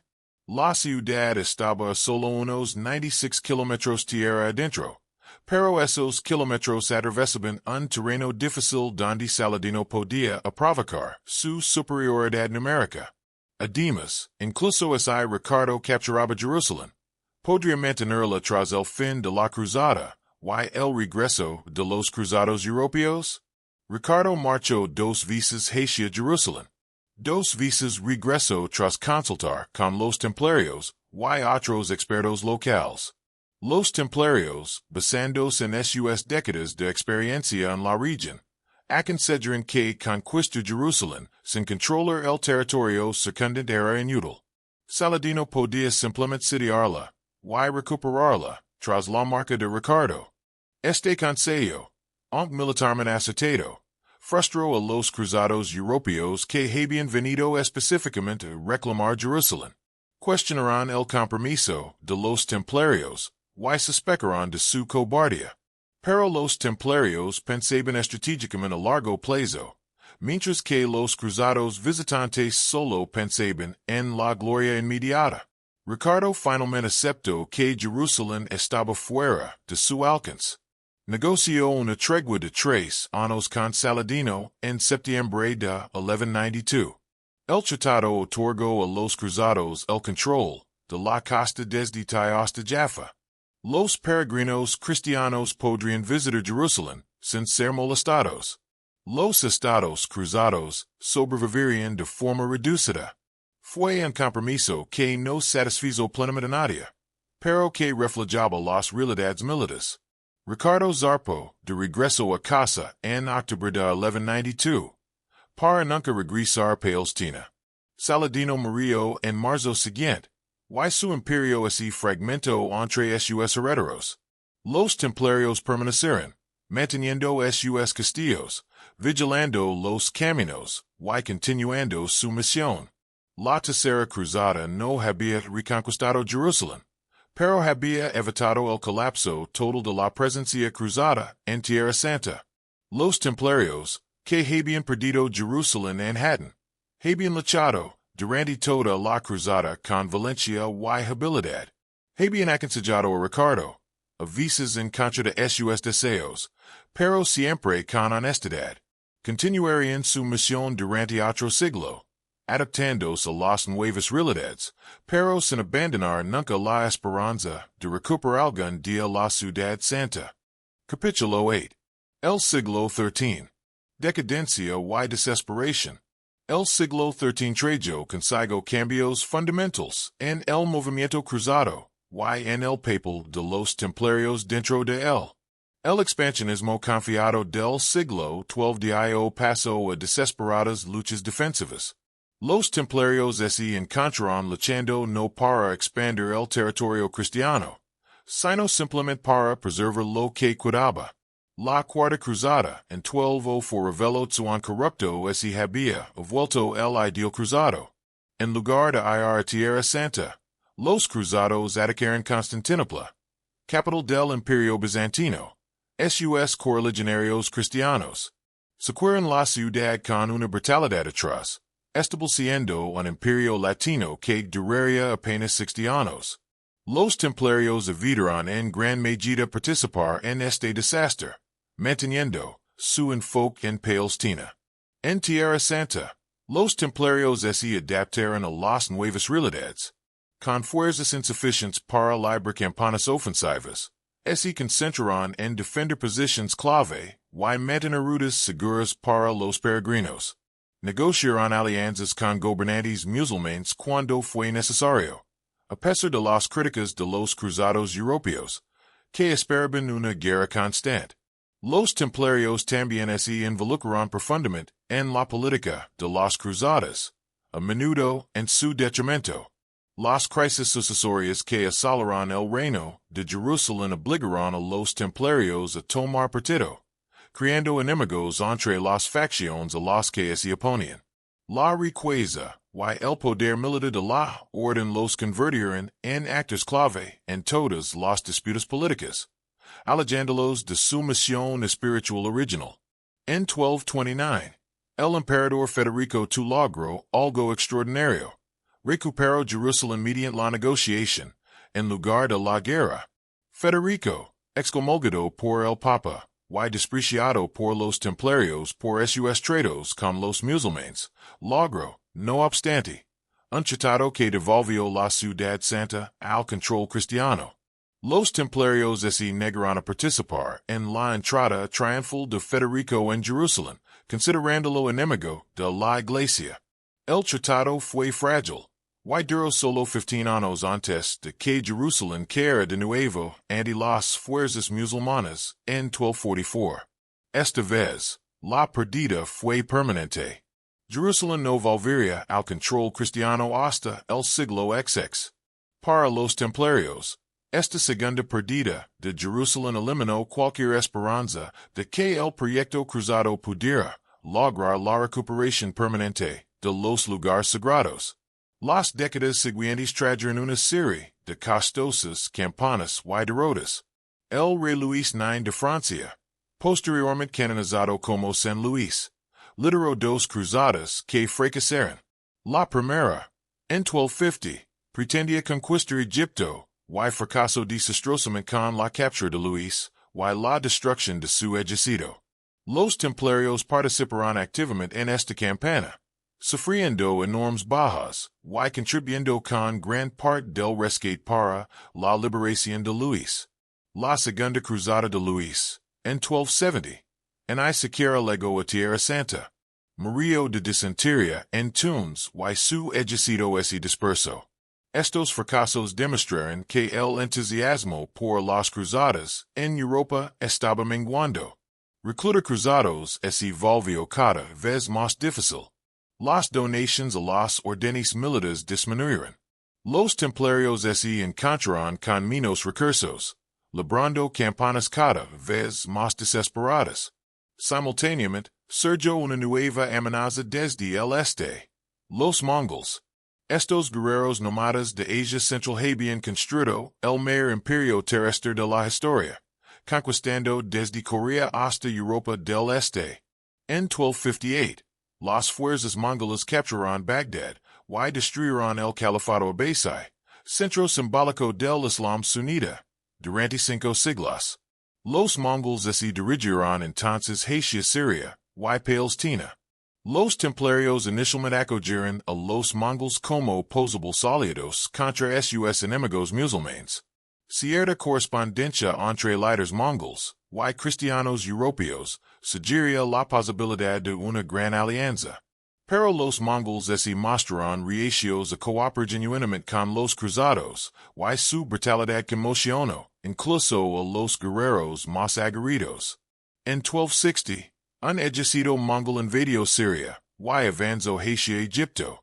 El sultán mameluco de Egipto, Qutuz, condujo sus fuerzas al norte para enfrentarse a ellos. La batalla de Angelet, en septiembre de 1260, resultó en una derrota mongola, uno de sus primeros reveses significativos. Esta batalla inclinó decisivamente el equilibrio de poder regional a favor de los mamelucos, quienes se convirtieron en el enemigo más peligroso de los cruzados. Los mamelucos eran antiguos soldados esclavos, en su mayoría turcos y caucásicos, que habían derrocado a sus amos egipcios y establecido su propio sultanato. Eran guerreros magníficos, fanáticamente dedicados al Islam y absolutamente despiadados. Bajo el sultán Baburs, Quien Gobierno, de 1260 a 1277. Los Mamelucos comenzaron a conquistar sistemáticamente los territorios cruzados. Babers fue un genio militar y un oponente de pesa de la para los cruzados. Era personalmente valiente, estratégicamente brillante, y dispuesto a usar cualquier método para lograr sus objetivos. Combinó la presión militar con la manipulación diplomática, explotando las divisiones cruzadas, y estableciendo cercos temporales cuando convenía, antes de romperlos cuando resultaban ventajosos. Los templarios lucharon desesperadamente contra las implacables campanas de Babers. Castillo tras castillo cayeron ante los ejércitos mamelucos. En 1265, Babers capturó Caesarea y Arsu. En 1266, tomó Soft, la gran fortaleza templaria en Galilea. La guarnición se rindió tras recibir la promesa de salvoconducto. Pero Babers los masacró de inmediato, alegando que sus subordinados habían hecho la promesa sin su autorización. La caída de salvo fue particularmente devastadora. Los templarios habían invertido enormes recursos en esta fortaleza, considerada casi inexpugnable. Su pérdida demostró que ni siquiera los castillos más fuertes podían resistir la determinación mameluca. La masacre de la guarnición demostró que Babers no cumpliría los acuerdos, lo que hacía casi imposible negociar futuras rendiciones. En 1268, Babers capturó Antioquia, una de las grandes ciudades cruzadas. La población de Antioquia fue masacrada o esclavizada. Babers envió una carta al conde capturado, describiendo la masacre con horribles detalles. Una estrategia de guerra psicológica diseñada para aterrorizar a otras ciudades cruzadas y obligarlas a rendirse. Los templarios se vieron incapaces de detener esta olida. Su número era insuficiente, sus recursos estaban mermados por la guerra constante, y el apoyo europeo era insuficiente. Se convocaron nuevas cruzadas, pero pocos respondieron. La orden continuó luchando porque esa era su misión. Pero cualquier análisis realista mostraba que los estados cruzados estaban condenados. En 1271, los templarios perdieron su gran castillo de Chastel Blanc ante Bars. En 1289, los mamelucos capturaron Trípoli, una de las últimas grandes ciudades cruzadas. La guarnición templaria luchó hasta el último hombre, manteniendo su tradición de no rendirse. Para 1290, la presencia cruzada en Tierra Santa se había reducido a unas pocas ciudades costeras, y la fortaleza templaria en el castillo peregrino. El cuartel general de la Orden se había trasladado de Jerusalén a Acre cuando Jerusalén cayó definitivamente en 1244. Ahora, incluso Acre estaba amenazada. Los templarios destinaron recursos a la defensa de esta última gran ciudad cruzada, sabiendo que su caída probablemente significaría el fin de la presencia latina en Palestina. A lo largo de este largo declive, los templarios mantuvieron la disciplina y continuaron luchando. Adaptaron sus tácticas, negociaron cesiones cuando fue necesario y buscaron en vano el apoyo europeo suficiente para cambiar el rumbo. Pero el problema fundamental era irresoluble. Los estados cruzados siempre habían necesitado constantes refuerzos europeos para sobrevivir, y estos ya no llegaban en cantidad suficientes. La reputación militar de los templarios seguía siendo formidable. Los comandantes mamelucos respetaban su capacidad de combate y su negativa a rendirse. Pero la destreza militar no podía compensar las escasez de efectivos y recursos. El siglo XIII, que había comenzado con esperanza tras el éxito parcial de la Tercera Cruzada, terminaría en un colapso catastrófico. Capítulo 9. La caída de Acre. El fin de Utra. El año 1291 comenzó con un mal presagio en Acre. La ciudad, el último bastión importante de los cruzados en Palestina, estaba repleta de refugiados de los territorios caídos. Dentro de sus murallas se apenaban los restos de la población cruzada. Nobles, caballeros, comerciantes, peregrinos y lugareños que se habían unido a los cristianos. Los templarios, hospitalarios y caballeros teutónicos mantenían allí su cuartel general. Sus recintos fortificados entre los puntos más fuertes. El sultán egipcio al-Ashraf Jalil, su sur de Babur, reunió un enorme ejército para capturar Acre. Las crónicas hablan de cifras que parecen exageradas, 100.000 soldados o incluso más. Los historiadores modernos estiman quizás 60.000. Aún así, una fuerza enorme para los estándares medievales. Los mamelucos trajeron máquinas de asedio, equipo de minería y suficientes suministros para una operación prolongada. No se trató de una incursión, sino de una campaña de aniquilación. Los templarios se prepararon frenéticamente, reforzaron las murallas, almacenaron víveres y armas, y llamaron a todos los caballeros disponibles para que se unieran a la defensa de Acres. El gran maestre, Guillaume de Jower, asumió personalmente el mando de las fuerzas templarias. Debo era un guerrero experimentado y un administrador capaz que comprendía la desesperada situación de Acre. Había advertido repetidamente a los gobernantes europeos que, sin refuerzos sustanciales, los estados cruzados querían. Esas advertencias habían sido ignoradas en gran medida. Las defensas de Acre eran formidables. La ciudad poseía murallas dobles en su lado terrestre, con torres a intervalos regulares. Los templarios controlaban un recinto fortificado en el extremo suroeste de la ciudad, esencialmente una fortaleza dentro de ella. Los hospitalarios mantenían una posición similar al norte. Estos cuarteles de la Orden Oculta podrían resistir, incluso el resto de Acre que. El asedio comenzó en abril de 1291. Las fuerzas de al-Ashraf Khalil rodearon la ciudad, cortando el acceso terrestre mientras los barcos mamelucos bloqueaban el puerto. Los defensores llamaban quizás 15.000 hombres, incluyendo varios cientos de caballeros templarios, además de sus sargentos y personal de apoyo. Frente a la multitud mameluca, los defensores se ven superados en número. Los mamelucos comenzaron la destrucción sistemática de las murallas de Acres. Enormes trabuquitos lanzaban piedras día y noche.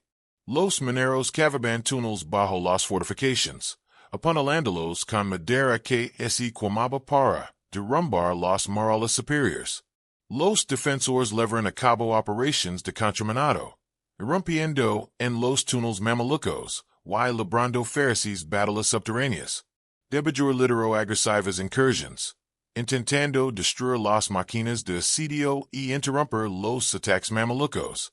Los templarios salían atronadores de las puertas de Acres en ataques repentinos, causando bajas antes de retirarse a la ciudad.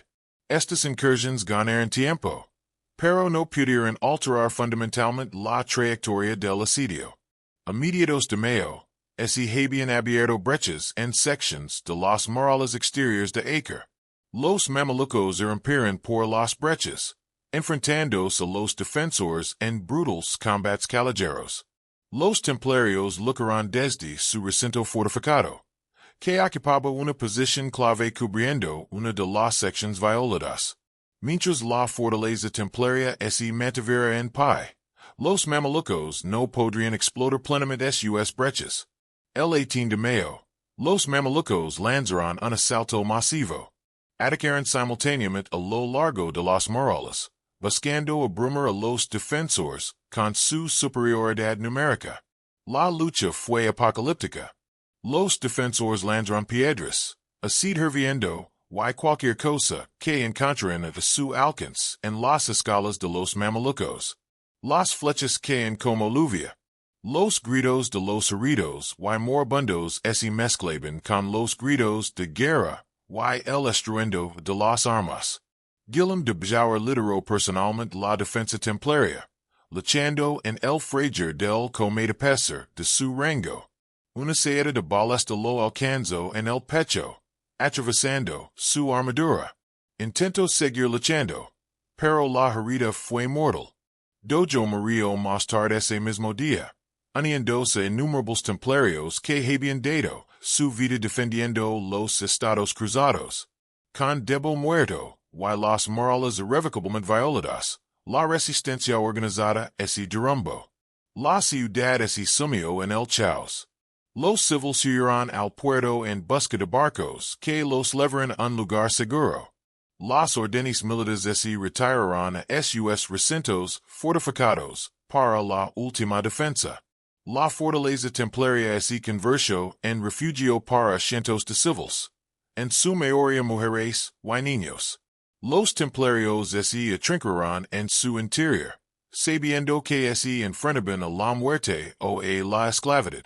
Los gruesos muros y las sólidas torres del edificio lo permitieron resistir durante días, incluso después de la caída del resto del acre. Los mamelucos ofrecieron condiciones. Los templarios podrían marchar pacíficamente si entregaban la fortaleza. El nuevo comandante templario, Peter Deer, negoció brevemente, pero rechazó la rendición. Algunos relatos sugieren que los mamelucos violaron una tregua temporal para tomar rehenes, lo que influenció a los templarios. Independientemente de las circunstancias exactas, los templarios optaron por luchar.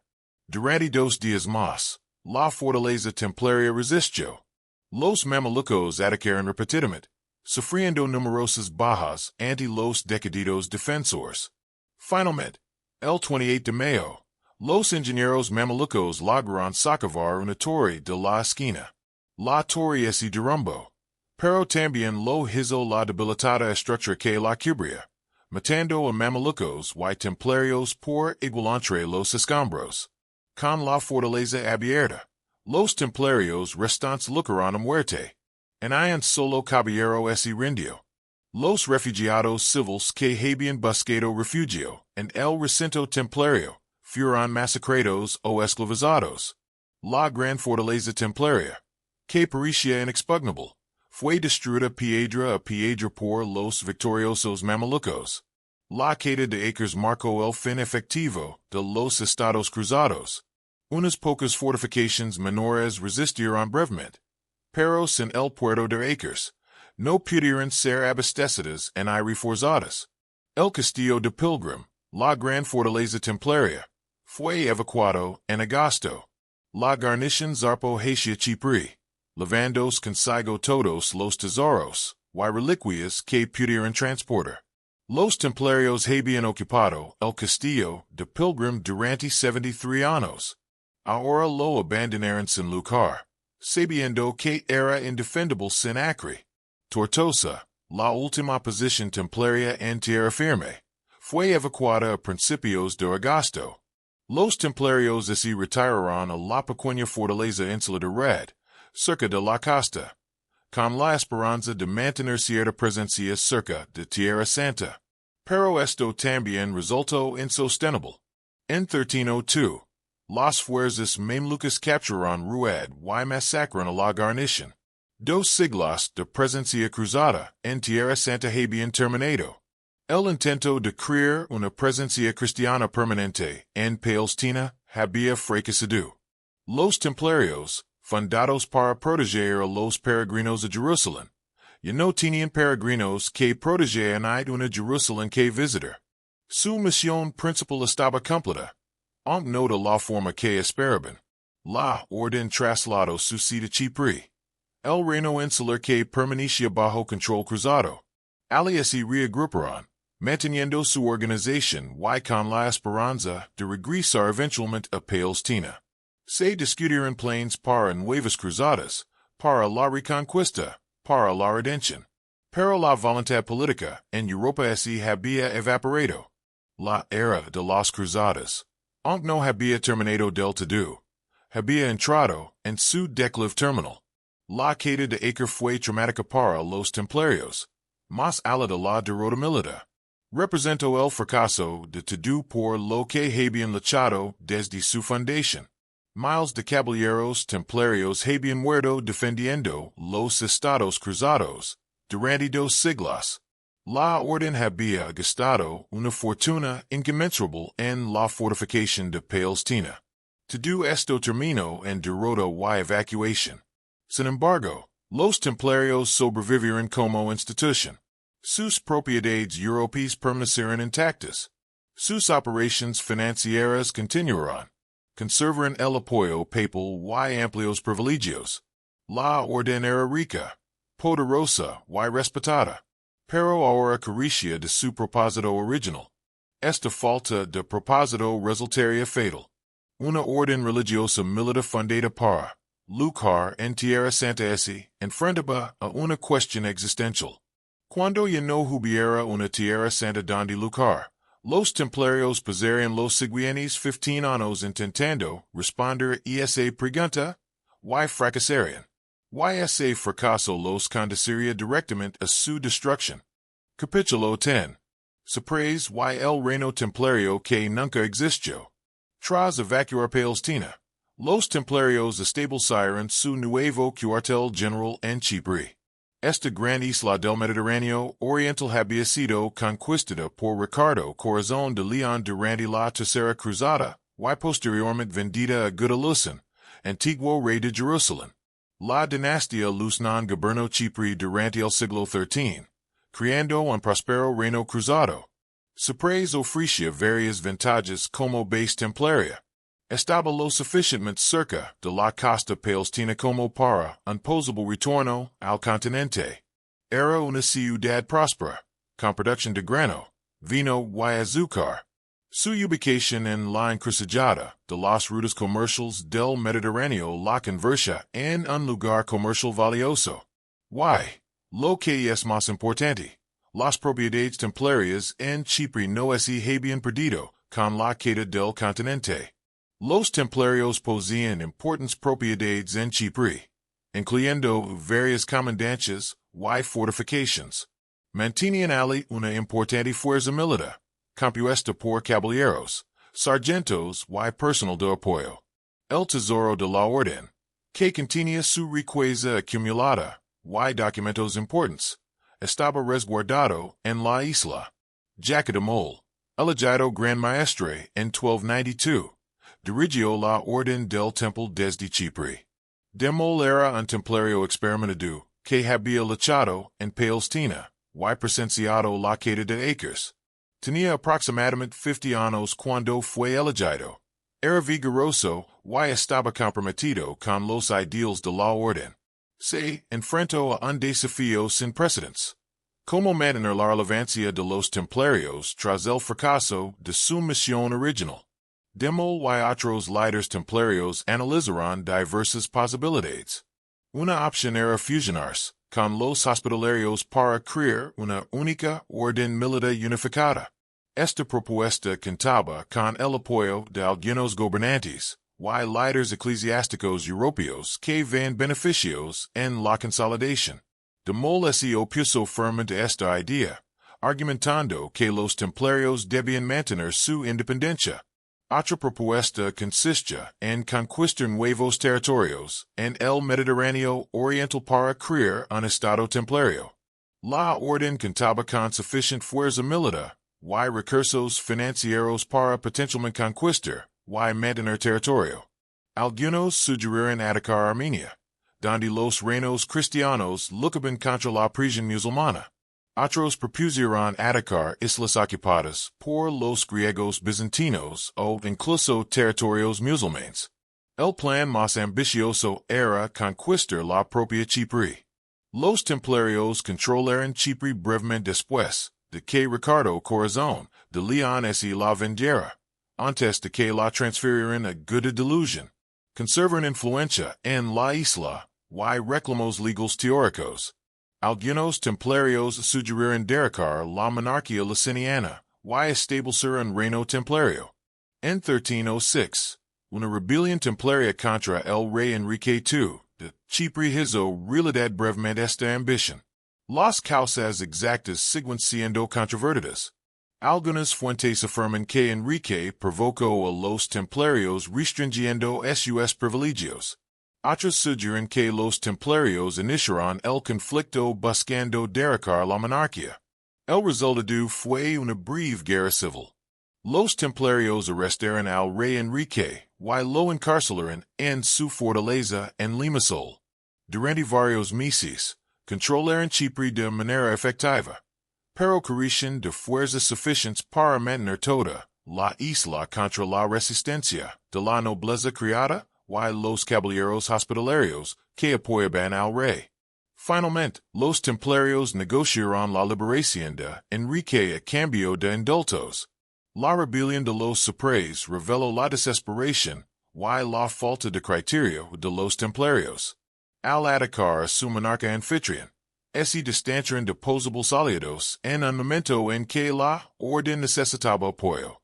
Confirmó las sospechas de los críticos de que los Templarios se habían vuelto demasiado poderosos y demasiado dispuestos a usar la violencia con fines políticos.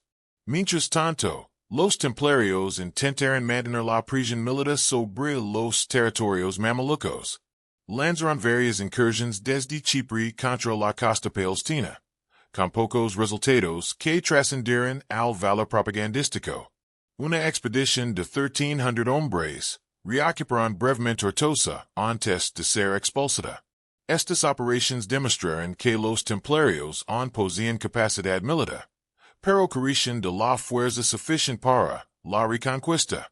El enfoque de la orden se desplazó gradualmente de las operaciones militares a la gestión financiera. La red bancaria de los Templarios se mantuvo intacta y rentable. Gestionaron fondos para monarcas europeos, realizaron transacciones financieras internacionales y continuaron acumulando riqueza. Pero este éxito económico creó nuevos problemas. Los críticos cuestionaban cada vez más por qué una orden militar dedicada a las cruzadas debía ser tan rica cuando no había cruzadas que librar. Los Templarios argumentaron que estaban preservando recursos para futuras campañas para recuperar Tierra Santa. Pero a medida que transcurrían los años sin que dichas campañas se materializaran, esta justificación parecía menos convincente. Felipe IV de Francia, conocido como Felipe el Hermoso, se interesó especialmente por los Templarios. Felipe sufrió una escasez constante de dinero, tras haber devaluado su moneda y impuesto fuertes impuestos para financiar guerras contra Inglaterra y Flandes. Observaba con envidia la riqueza templaria y veía una orden que había perdido su propósito, pero que conservaba sus privilegios. Felipe tenía precedentes en atacar instituciones poderosas que poseían la riqueza que él deseaba. En 1306, expulsó a los judíos de Francia y confiscó sus propiedades. En 1307, arrestó a los banqueros italianos que operaban en Francia y confiscó sus bienes. Los Templarios, a pesar de su protección papal, parecían el siguiente objetivo lógico. Demo era consciente de las crecientes críticas, pero parecía incapaz de responder eficazmente. Rechazó las propuestas de fusión con otras órdenes, desestimó las sugerencias de reformar las prácticas templarias, y continuó planeando cruzadas, que nunca se materializarían. Su liderazgo se caracterizó por una tenaz adhesión a la tradición precisamente cuando se requería flexibilidad y adaptación. El problema de los templarios era fundamentalmente de relevancia. Habían sido creados con un propósito específico que ya no existía. No podían transformarse en una institución puramente financiera porque su identidad religiosa y militar era esencial para sus privilegios. No podían librar cruzadas sin el apoyo europeo, que ya no les legaba. Existían en un limbo, poderosos pero sin propósito. Esta vulnerabilidad podría haber sido manageable si los templarios hubieran mantenido un fuerte apoyo político. Pero su riqueza, independencia y privilegios generaron resentimiento. A los gobernantes seculares les disgustaban sus exenciones fiscales y la protección papal. Los obispos locales resentían su independencia de la autoridad eclesiástica. Los nobles cuestionaban por qué los templarios poseían tantas tierras mientras obtenían tan pocos beneficios militares. En este entorno hostil, los rumores y las acusaciones cobran fuerza. Se corrió la voz de que los templarios habían hecho tratos secretos con musulmanes, lo que explicaba por qué habían perdido Tierra Santa. Circulaban historias sobre extraños rituals templarios realizados en secreto. Los críticos preguntaban por qué la orden insistía en mantener el secreto si no tenía nada que ocultar. Jac dito Paris haber permanecido ajeno a la tormenta que se avecinaba. En 1307, se encontraba en Francia consultando con el Papa sobre futuras cruzadas, y discutiendo la propuesta de fusión a la que se oponía. Permaneció en el Templo de París, la sede francesa de los Templarios, confiando en la protección papal de su orden y en siglos de distinguido servicio. No se dio cuenta de que Felipe el Hermoso había estado planeando la destrucción de la orden, y que ese plan estaba casi a punto de ejecutarse. Capítulo 11, Viernes 13. Comienzan los arrestos. El Viernes 13 de octubre de 1307, el rey Felipe el Hermoso de Francia atacó a los Templarios con una eficacia asombrosa. Al amanecer, oficiales reales arrestaron simultáneamente a Templarios en toda Francia. La coordinación fue notable, requiriendo semanas de planificación secreta y organizadas abiertas la noche anterior. Casi todos los templarios en Francia fueron arrestados antes del mediodía. Jacques de Molay fue apresado en el Templo de París junto con los altos mandos de la orden. Los templarios en comandancias de toda Francia se vieron rodeados por las tropas reales. Fueron acusados de herejía, idolatría, escupir en la cruz y otros delitos. Los cargos fueron impactantes, diseñados para destruir la reputación de la orden y justificar la confiscación de sus bienes. Las acusaciones contra los templarios eran tan específicas como extrañas. Se les acusó de negar a Cristo durante ceremonias secretas de iniciación, adorar una misteriosa cabeza o ídolo llamado Baphomet, participar en prácticas homosexuales y establecer alianzas impias con musulmanes. Estas acusaciones combinaban la genuina preocupación de la Iglesia por la herejía con rumores escabrosos diseñados para escandalizar al público. Las motivaciones de Felipe eran principalmente financieras. Debía enormes sumas a los templarios, y vio la oportunidad de liquidar esta deuda mientras se apoderaba de sus riquezas. Sin embargo, encubrió su ataque en términos religiosos, presentándose como un defensor de la ortodoxia cristiana, erradicando la corrupción dentro de una orden supuestamente sagrada. La Iglesia francesa apoyó inicialmente la acción de Felipe. El arzobispo de París y otros altos clérigos participaron en los interrogatorios de los templarios, otorgando legitimidad religiosa a lo que era esencialmente una confiscación real de bienes eclesiásticos. El Papa Clemente V, un Francis que dependía del apoyo de Felipe, solo protestó débilmente. Bajo tortura, muchos templarios confiesaron los cargos. La tortura medieval era brutalmente efectiva para extraer confesiones. Las técnicas utilizadas incluyen el strapado, donde las víctimas eran suspendidas de las muñecas, atadas a la espalda, dislocando los hombres. También existía el potro de tortura, que estiraba a las víctimas hasta que se les separaban las articulaciones. Se aplicaba fuego a los pies. Se arrancaban las uñas. Pocos podían soportar tal trato. Las confesiones seguían un patrón que sugería que los interrogadores tenían un guión que querían que los prisioneros siguieran. Los templarios admitieron haber negado a Cristo durante la iniciación, escupir en cruces, y adorar ídolos. Algunos describieron besos obscenos administrados durante las ceremonias. Otros confiesaron que sus superiores les habían dicho que podían participar en actos homosexuales con otros templarios. Estas confesiones se difundieron por toda Europa.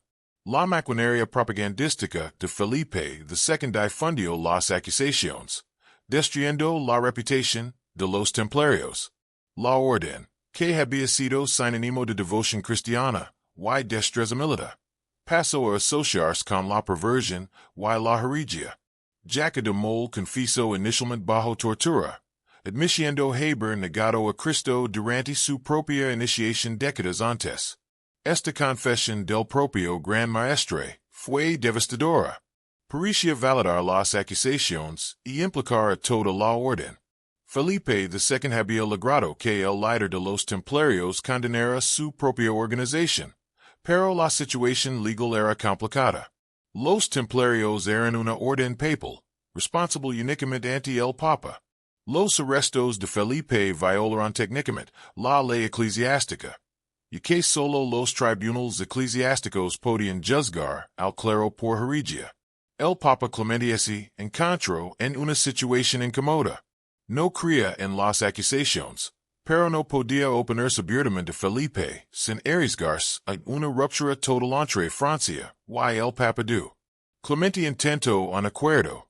Ordenó a todos los monarcas cristianos que arrestaran a los templarios en sus territorios, y permitió una investigación eclesiástica sobre los cargos. Esto tuvo el efecto de internacionalizar la acción francesa de Felipe, convirtiéndola en un ataque general contra la orden en lugar de una peculiaridad francesa. La respuesta en toda Europa varió. Eduardo II de Inglaterra arrestó a regañadientes a los templarios ingleses, pero ese resistió a aplicar torturas, y ese mostró escéptico ante las acusaciones. En Aragón, los templarios ese resistieron militarmente al arresto, requiriendo asedios para capturar sus fortalezas. En Alemania y Italia, las autoridades locales mostraron poco entusiasmo por perseguir a una orden que muchos respetaban. Pero Francia albergaba la mayor concentración de templarios y de sus propiedades. La sede efectiva de la orden había estado en París desde la pérdida de Palestina. Los arrestos franceses descabezaron la organización, destituyéndola de su liderazgo y apoderándose de sus registros y tesorería. Felipe aprovechó su ventaja. En 1308, convocó un concilio eclesiástico en Tours para condenar a los templarios. Presionó al Papa para que disolviera la orden definitivamente. Publicó confesiones y testimonios, creando un escándalo que dificultó políticamente la defensa de los templarios. Algunos templarios se retractaron de sus confesiones una vez liberados de la tortura. Explicaron que solo habían confesado para aliviar el dolor, que las acusaciones eran falsas, y que habían sido cristianos leales durante todo su servicio. Estas retractaciones fueron valientes, y que Felipe los trató como herejes reincidentes seguidos a la hoguera. 60 templarios que se retractaron de sus confesiones fueron quemados vivos en París en mayo de 1310. Estos hombres prefirieron la muerte antes que mantener falsas confesiones. Su martirio demostró que al menos algunos templarios permanecieron comprometidos con la verdad a pesar de la tortura y las amenazas. Pero también aterrorizó a otros templarios encarcelados, disuadiéndolos de retractarse. El Papa Clemente finalmente accedió a una investigación eclesiástica exhaustiva. El Concilio de Viena, convocado en 1311, debía determinar la verdad sobre las acusaciones templarias, pero Clemente y Felipe ya habían negociado el resultado. El Papa disolvería oficialmente la orden, y la mayor parte de las propiedades templarias pasarían a manos de los hospitalarios. Aunque Felipe conservaría el control efectivo de los bienes templarios franceses, los cargos contra los templarios han sido debatidos por los historiadores durante siglos. El consenso entre los académicos modernos es que las acusaciones fueron en gran parte inventadas, creadas por Felipe para justificar la confiscación de las riquezas templarias. Si bien algunos templarios pudieron haber incurrido en algún comportamiento inapropiado, Algo poco sorprendente en una gran organización durante 2 siglos. No hay evidencia de herejía sistemática en hay de las extrañas prácticas descritas en los cargos. Las confesiones forzadas bajo tortura no constituyen una prueba creíble. La tortura medieval podía obligar a cualquiera a confesar cualquier cosa. El hecho de que las confesiones siguieran patrones predecibles sugiere que fueron premeditadas, y no espontáneas. Los templarios que mantuvieron su inocencia a pesar de la tortura, y la amenaza de ejecución parecen más creíbles que quienes confesaron bajo extrema presión. Algunos elementos de las acusaciones podrían haber sido versiones distorsionadas de las prácticas templarias reales. La orden se celebraba ceremonias de iniciación secretas, al igual que muchas organizaciones medievales. Algunos rituales podrían haber incluido pruebas de obediencia o rechazos simbólicos de vínculos mundanos que podrían interpretarse erróneamente como una negación de Cristo. Pero estas eran casi con certeza prácticas devocionales, más que herejías. La acusación de adorar una cabeza llamada Baphomet ha fascinado especialmente a generaciones posteriores. No existen pruebas convincentes de esta práctica. El término Baphomet podría ser una corrupción de Mahoma que refleja el contacto de los Cruzados con el Islam, o podría referirse a reliquarios con calaveras de santos, comunes en las iglesias medievales. Pero un ídolo adorado por los templarios en desafío al cristianismo parece ser una invención. El viernes 13 ganó la reputación de ser un día de mala suerte, en parte debido a los arrestos de los templarios. La fecha se popularizó como símbolo de catástrofe repentina. Para los templarios, fue realmente catastrófico. El principio del fin de una orden que había existido durante casi 2 siglos. Capítulo 12. El juicio y la represión. Los procedimientos legales contra los templarios se extendieron de 1307 a 1312, incluyendo interrogatorios, juicios y maniobras políticas por toda Europa. No se trató de un simple proceso judicial, sino de una compleja interacción entre autoridades seculares y religiosas, en la que el destino de los templarios estaba determinado más por la política que por la ley. El Papa Clemente VS encontraba atrapado entre sus obligaciones como autoridad religiosa suprema y su dependencia del apoyo político francés. Había sido elegido Papa en gran medida por influencia francesa y residía en una zona que, de hecho, estaba bajo control francés. Felipe el Hermoso lo presionó constantemente para que condenara a los templarios, mientras que la ley eclesiástica y sus propias dudas lo hicieron reacio a destruir una orden bajo la protección papal. Clemente intentó realizar investigaciones genuinas en diferentes países. Los comisionados papales entrevistaron a los templarios, recogieron testimonios y examinaron pruebas. Los resultados fueron contradictorios. En Francia, donde la tortura se aplicaba libremente, la mayoría de los templarios confesaron. En regiones donde la tortura estaba prohibida o restringida, la mayoría de los templarios mantuvieron su inocencia. Los templarios ingleses inicialmente confesaron irregularidades menores, pero negaron los cargos graves. Cuando finalmente se autorizó y aplicó la tortura, las confesiones se volvieron más dramáticas. Este patrón sugería firmemente que las confesiones reflejaban métodos de interrogatorio más que la verdad. En Aragón, los templarios inicialmente se resistieron al arresto militarmente, luchando desde sus fortalezas hasta ser reprimidos. Esta resistencia se utilizó como prueba de culpabilidad. Si eran inocentes, ¿por qué luchar en lugar de someterse a la investigación? Pero los templarios tenían buenas razones para desconfiar de la justicia real, especialmente después de ver cómo se trataba a los templarios franceses. El comportamiento de Jaquimo durante el proceso fue inconsistente y, en última instancia, perjudicial para la orden. Confesó bajo tortura. Se retractó al ser levado ante los comisionados papales, y luego volvió a su confesión cuando es lo amenazó con volver a la custodia de Philip. Su vacilación destruyó su credibilidad y imposibilitó una defensa coherente de la orden. El gran maestre parecía haber sufrido un colapso psicológico bajo el estrés del encarcelamiento, la tortura, y el colapso de la orden.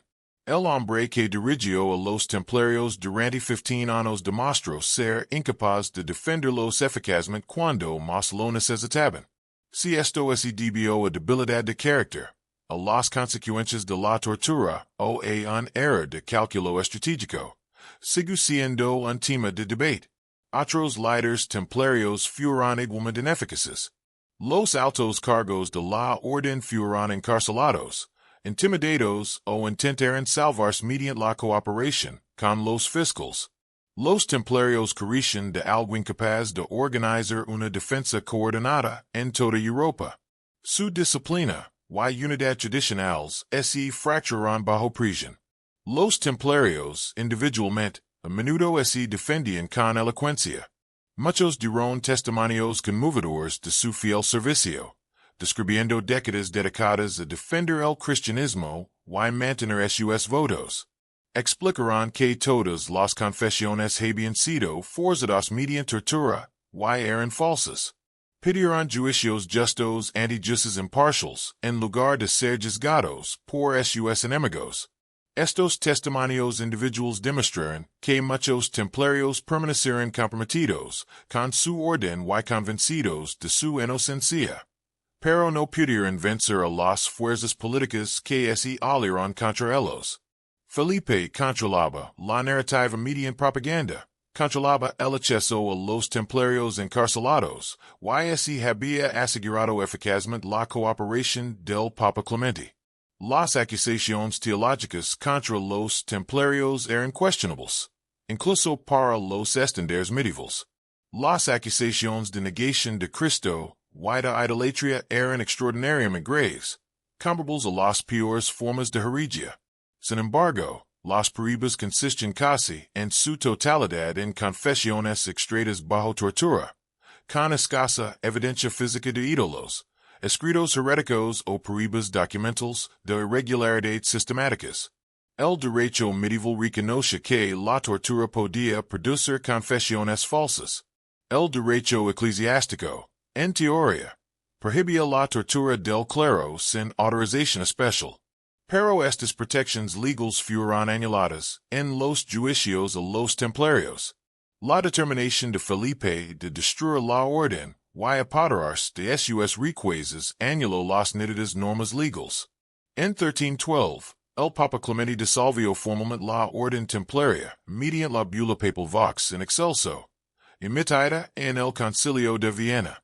Fundamentalmente, Clemente no condenó formalmente a los templarios como herejes. En cambio, suprimió la orden para beneficio de Tierra Santa y para evitar el escándalo, admitiendo esencialmente que carecía de pruebas suficientes para una condena, mientras cedía a la presión política. La bula transfirió la mayor parte de las propiedades templarias a los hospitalarios. En la práctica, esta transferencia fue incompleta. Felipe retuvo el control de los bienes templarios franceses, utilizando diversos pretextos para evitar entregárselos a los hospitalarios. Otros monarcas, de forma similar, conservan parte de la riqueza templaria en sus reinos. Los hospitalarios recibieron menos de lo prometido por el decreto papal. Los templarios enfrentaron destinos diversos. Quienes confiesaron y se sumieron a la autoridad eclesiástica fueron asignados a monasterios para vivir el resto de sus vidas en penitencia. Algunos fueron liberados tras un castigo leve. La mayoría pasó años en prisión antes de ser dispersados a diversas casas religiosas.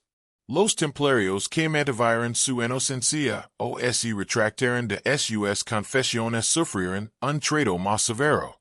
Los herejes reincidentes podían ser ejecutados, y Felipe aprovechó esta norma para eliminar a los templarios que resultaban problemáticos. Se desconoce el número exacto de ejecutados, pero de quienes o quizás cientos de templarios murieron en la hoguera o en prisión.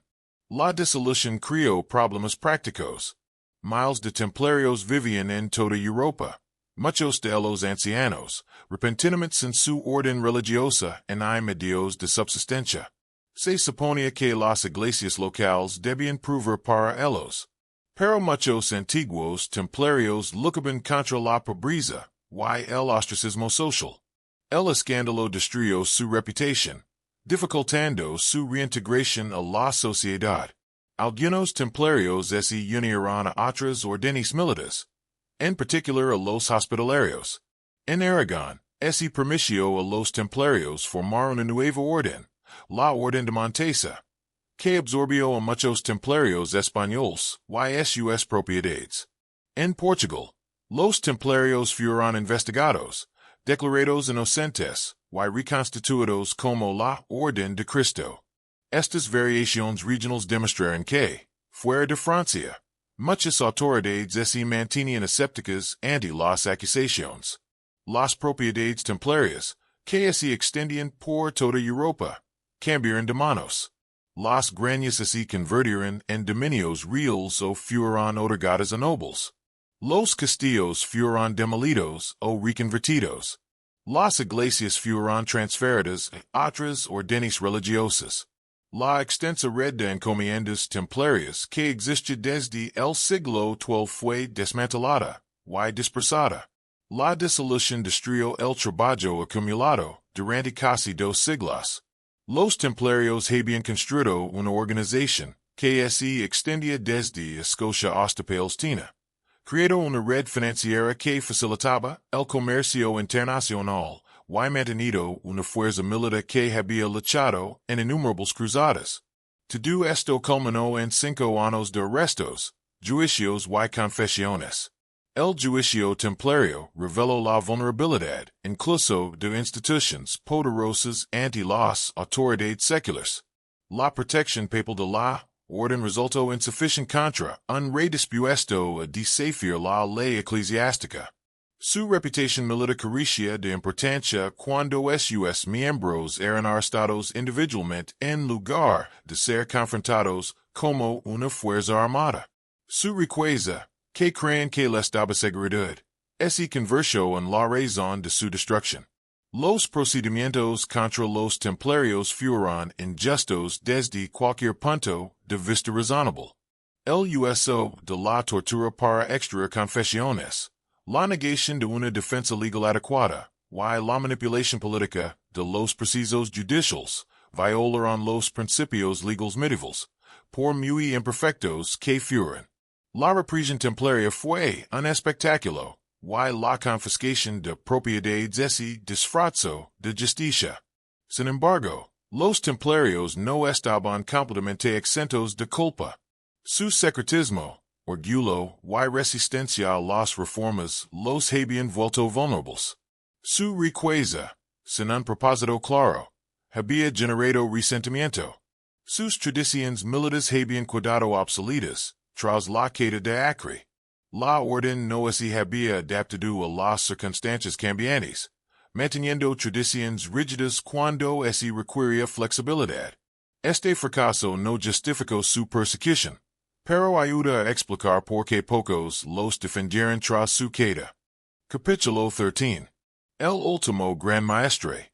La última batalla de Jackal. Jackal pasó casi 7 años en prisión. Desde su arresto en octubre de 1307 hasta su destino final en marzo de 1314. Estos años de cautiverio, interrogatorio y humiliación quebraron al hombre que una vez comandó la orden militar más prestigiosa de la cristiandad. Sin embargo, en esos últimos momentos, encontró el coraje que lo había eludido durante todo el juicio. El encarcelamiento de Demol no fue uniforme duro según los estándares medievales. Como gran maestre, recibió un trato algo mejor que el de los templarios comunes. No fue mantenido en la oscuridad de una mazmorra, sino bajo arresto domiciliario en el Templo de París, la antigua sede de la orden. Podía recibir visitas bajo supervisión, Mantener cierta dignidad de rango, y no fue sometido a las peores torturas físicas aplicadas a otros templarios, pero la tortura psicológica fue quizás más efectiva que la física. Demo vio como su orden era destruida, sus hermanos torturados para confisar, y la obra de su vida desmantelada. Fue responsable de la incapacidad de los templarios para adaptarse, tras la pérdida de Tierra Santa. Su confusa estrategia legal durante el juicio debilitó la defensa de la orden.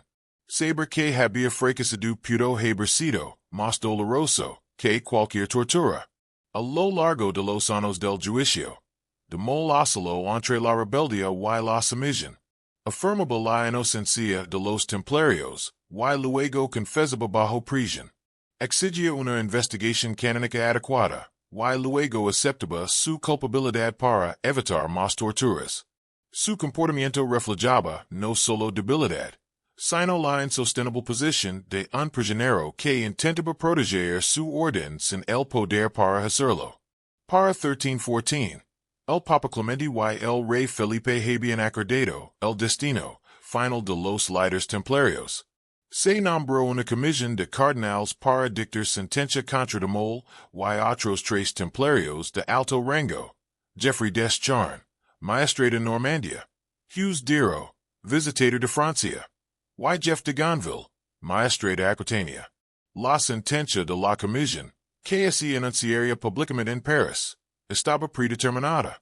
Los templarios confesarían su culpa, aceptarían la disolución de la orden y pasarían el resto de sus vidas en las cárceles de los monasterios.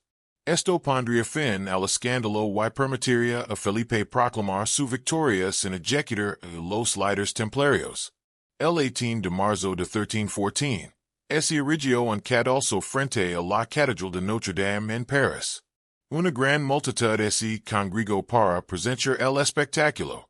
Los cuatro templarios de mayor rango fueron sacados encadenados para escuchar la lectura pública de su sentencia.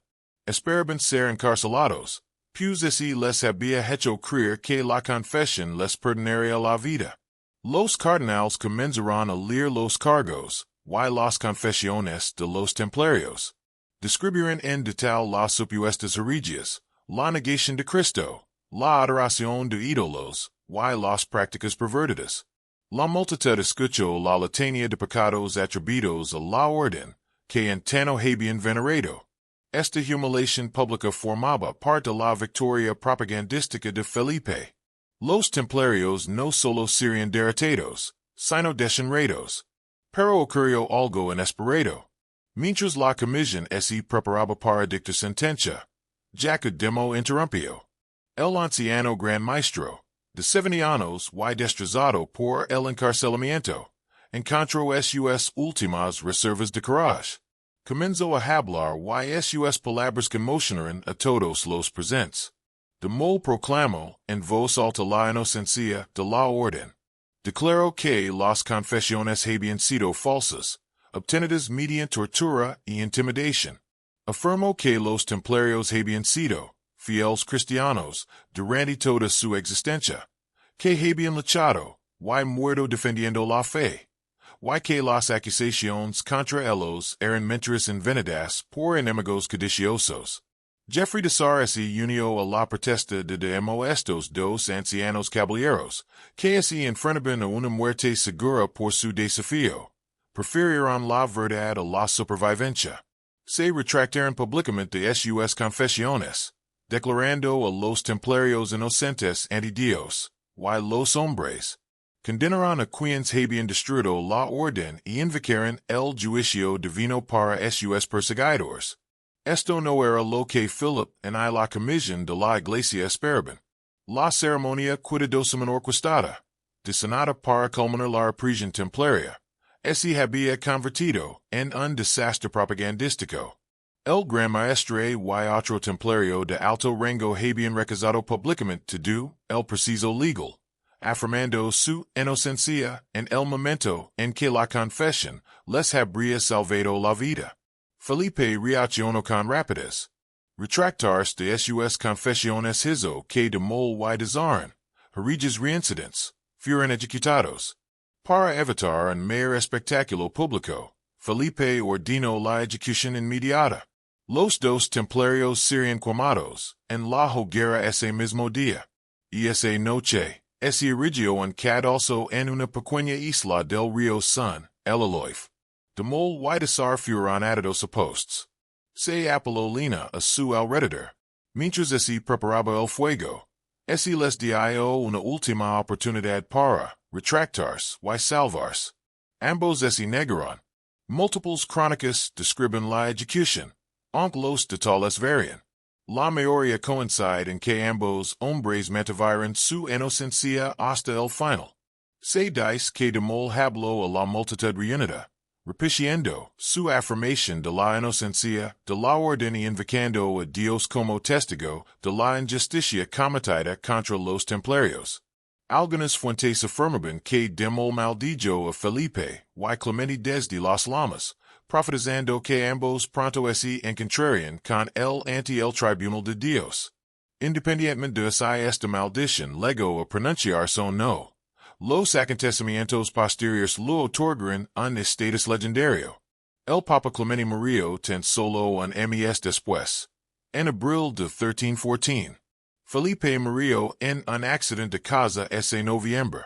Ambos hombres murieron al año siguiente la ejecución de Demol.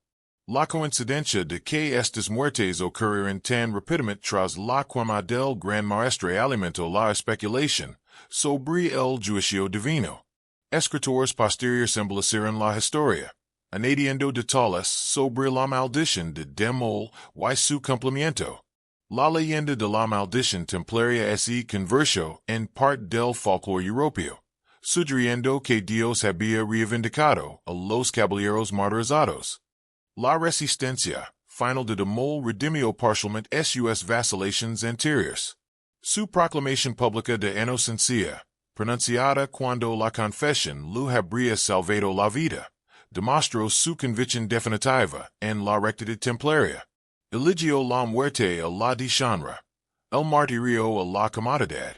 En este acto final, Demol recuperó el courage que se espera de un gran maestro templario. El mismo courage de Geoffrey de Charna merece reconocimiento.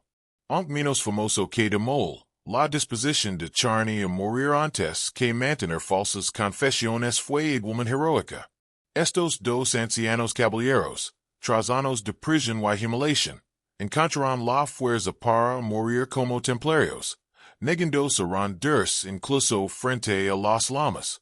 El lugar de la ejecución se convirtió en un destino de peregrinación para algunos parisinos que creen en la inocencia de los templarios.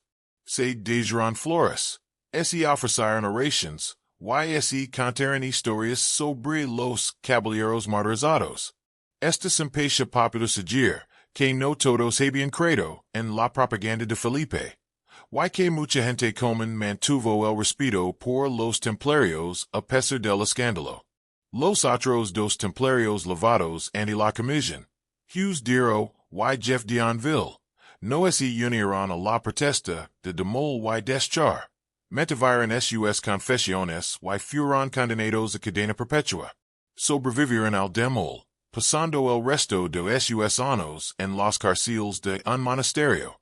No sabemos si sintieron vergüenza por haber sobrevivido o alivio por evitar las lamas. La quema de Demol marcó el fin simbólico de la Orden Templaria. Si bien algunos templarios sobrevivieron en prisiones y monasterios, y aunque las variaciones regionales hicieron que algunos antiguos templarios vivieran en libertad en ciertos países, la organización como poderosa institución internacional estaba acabada. El último gran maestre murió defendiendo la inocencia de la orden, y no se elegiría sucesor. La cuestión de la culpabilidad o inocencia real de los templarios murió con Demol, en cierto sentido. Los historiadores modernos tienen acceso a documentos y perspectivas que aportan contexto, pero la certeza sobre los acontecimientos de 7 siglos atrás sigue siendo esquiva. Lo que parece claro es que las acusaciones fueron, como mínimo, exageradas, inventadas en el peor de los casos, y utilizadas principalmente como justificación para apoderarse de riquezas en lugar de erradicar la herejía genuina. La proclamación final de inocencia de Demol, pronunciada desde el cadalso con la muerte inminente, tiene peso como testimonio histórico. Esta no fue una confesión obtenida bajo tortura, sino una declaración voluntaria, hecha cuando quien la expresó no tenía nada que ganar y mucho que perder. Independientemente de si los historiadores la aceptan como prueba concluyente de inocencia, sin duda demuestra la convicción personal de Dem en la rectitud de los templarios. La imagen del anciano gran maestro, destrozado por años de prisión, que encuentra el coraje definitivo para desafiar a sus perseguidores, ha resonado a lo largo de los siglos. Representa a los templarios en su mejor momento, valientes, fieles y dispuestos a morir antes que traicionar sus principios.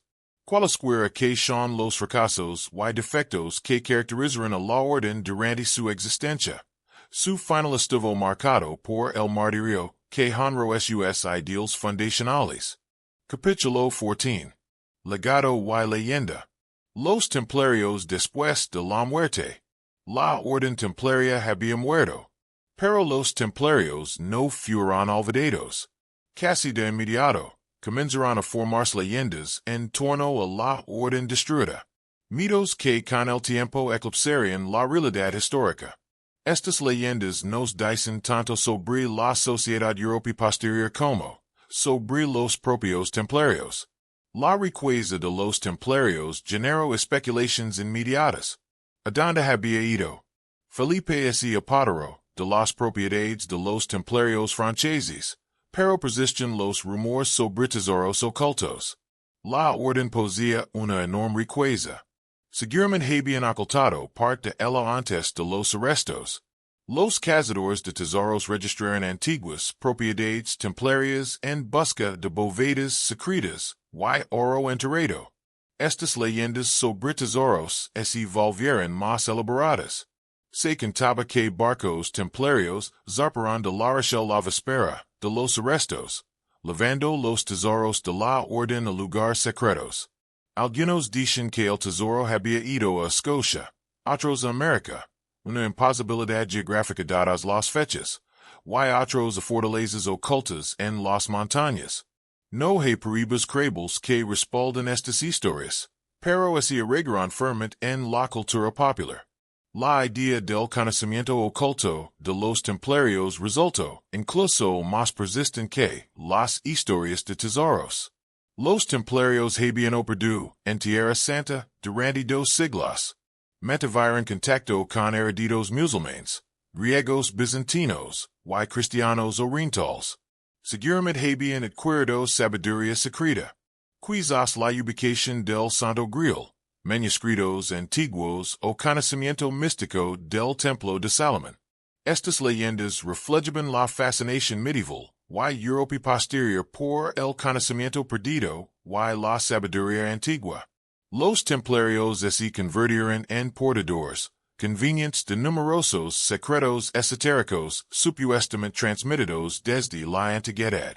Se les relacionaba con el Santo Grial, el Arca de la Alianza, herejías cristianas secretas y diversas tradiciones místicas.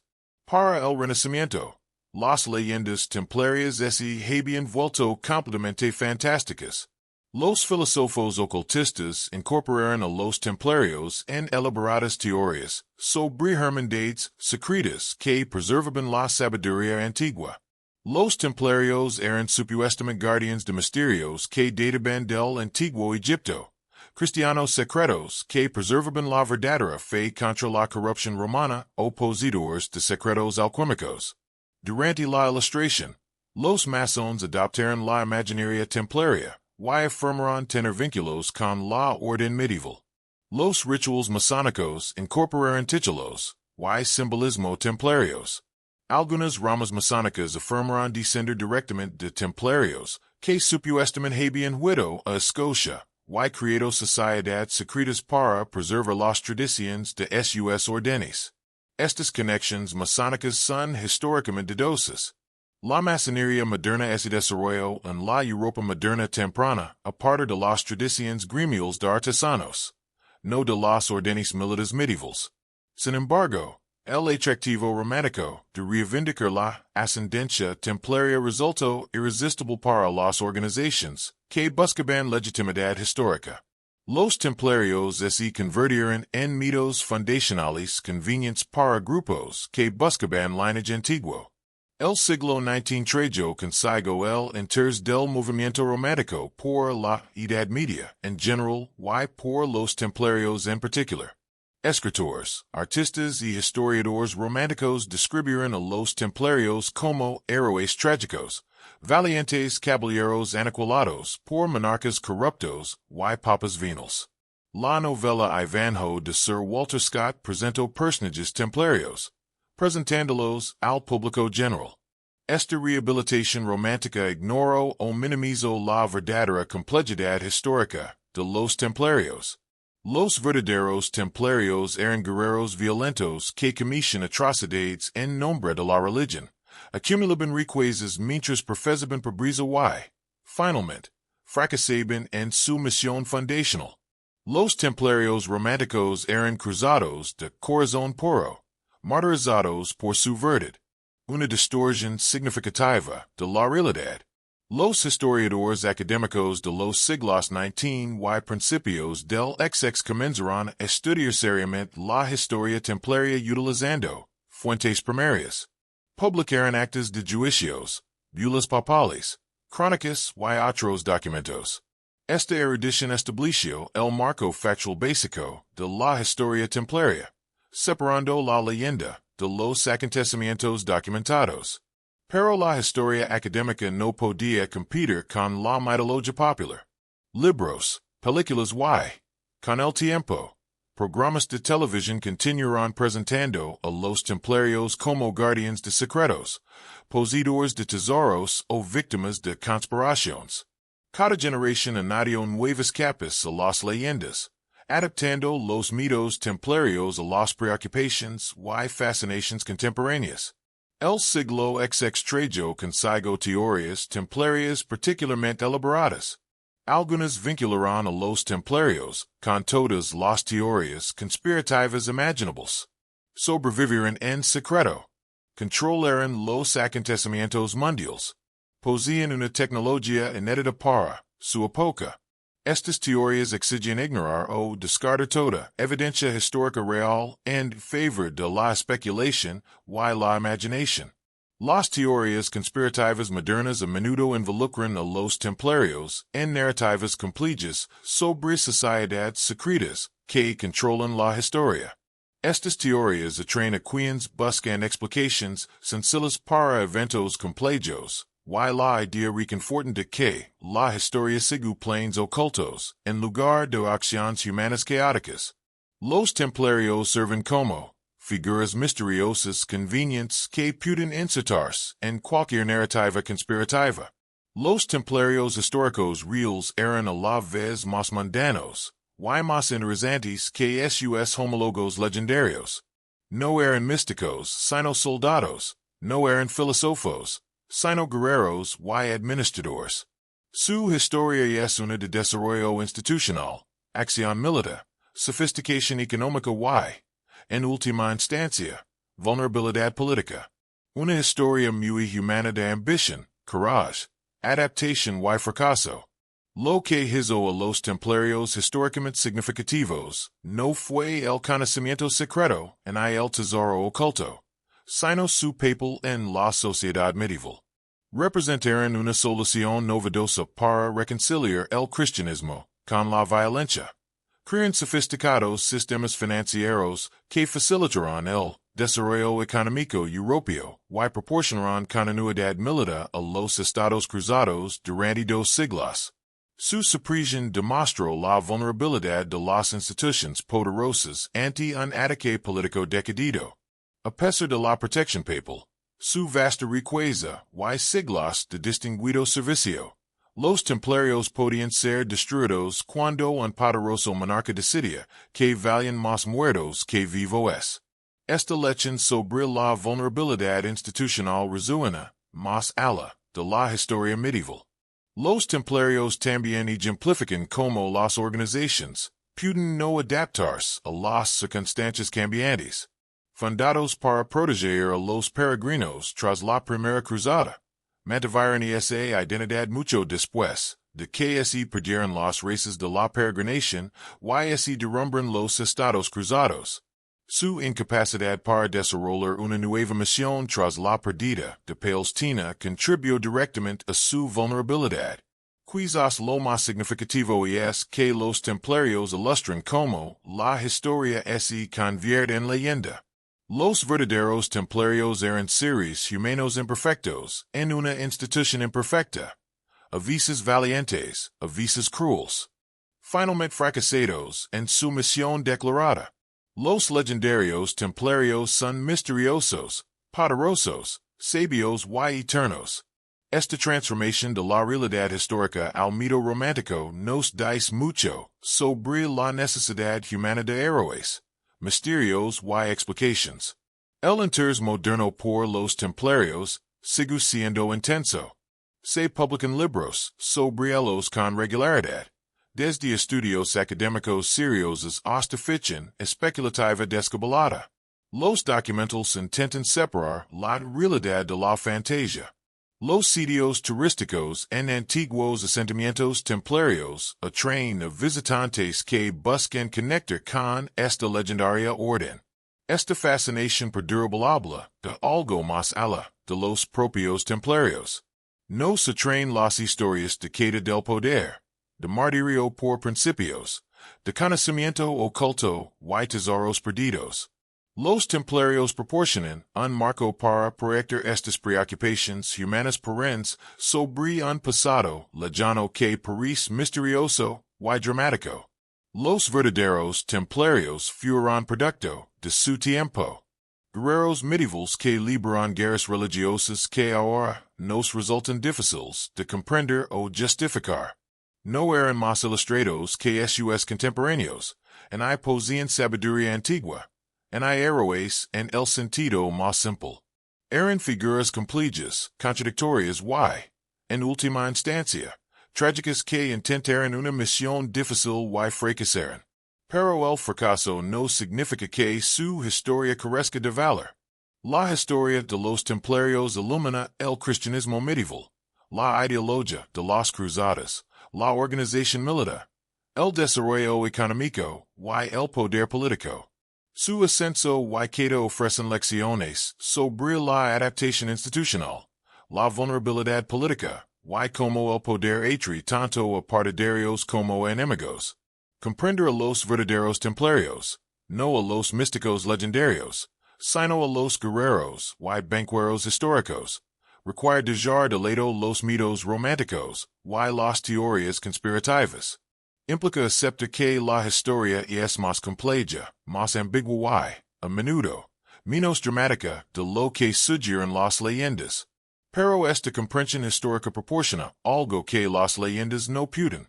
Una visión genuina de cómo pensaban los pueblos medievales, cómo organizaban la sociedad, y cómo lidiaban con cuestiones a tiempo sobre la fe, la violencia y el propósito. Capítulo 15. Conclusion. Recordando la realidad. Los templarios existieron durante aproximadamente 200 años, desde su fundación alrededor de 1119 hasta su supresión en 1312. En ese lapso, evolucionaron de nuevos caballeros, pobres a una poderosa organización internacional, para luego ser destruidos en una campaña de persecución judicial. Su historia abarca triunfos y tragedias, innovación y rigidez, coraje y fracaso. En su apogeo, los templarios no tenían precedentes. Ninguna organización anterior había combinado con éxito la vida religiosa monástica con el servicio militar profesional a tal escala. Crearon sistemas administrativos que gestionaban propiedades desde Escocia hasta Palestina. Desarrollaron servicios financieros que facilitaron el comercio internacional. Construyeron castillos que representaban la ingeniería militar medieval en su máxima expresión. Los templarios fueron innovadores en múltiples ámbitos. Militarmente, demostraron como la disciplina, y el entrenamiento podían hacer que la caballería pasada fuera devastadoramente efectiva. Su negativa a retirarse o rendirse, aunque veces costosa, inspiró confianza en los ejércitos cruzados, entre los que se encontraban los templarios. Sus técnicas de construcción de castillos influyeron en la arquitectura militar de toda Europa y el Mediterráneo. En términos económicos, los templarios fueron pioneros en servicios financieros que se convirtieron en estándar en los sistemas bancarios posteriores. Sus cartas de crédito resolvieron problemas reales para los viajeros medievales. Su gestión de los fondos de la nobleza y la realeza demostró que las organizaciones religiosas podían gestionar operaciones financieras complejas. Sus extensas redes comerciales transportaban bienes y dinero a través de fronteras internacionales con relativa eficiencia. Pero los templarios también fueron producto de su época en formas que la gente moderna encuentra incómodas. Fueron cruzados que libraron guerras religiosas que ahora consideramos, en el mejor de los casos, erranias. Cometieron violencia contra musulmanes y judíos. Poseían tierras que trabajaban bajo condiciones coercitivas. Ejemplificaron la fusión de fe y violencia del cristianismo medieval de maneras que parecen contradictorias para la sensibilidad cristiana posterior. Los templarios no eran más ilustrados que sus contemporáneos. Su disposición a luchar y morir por el cristianismo era una devoción genuina desde su perspectiva. Pero parece un fanatismo peligroso desde la nuestra. Su acumulación de riqueza, mientras profesaban pobreza, encarnaba contradicciones que luchaban por reconciliar. Su secretismo y independencia crean tanto eficiencia como vulnerabilidad. Comprender las figuras históricas requiere resistir tanto la idealización romántica como la condenación actual. Los templarios deben ser evaluados según los estándares de su época, reconociendo que estos eran diferentes a los nuestros.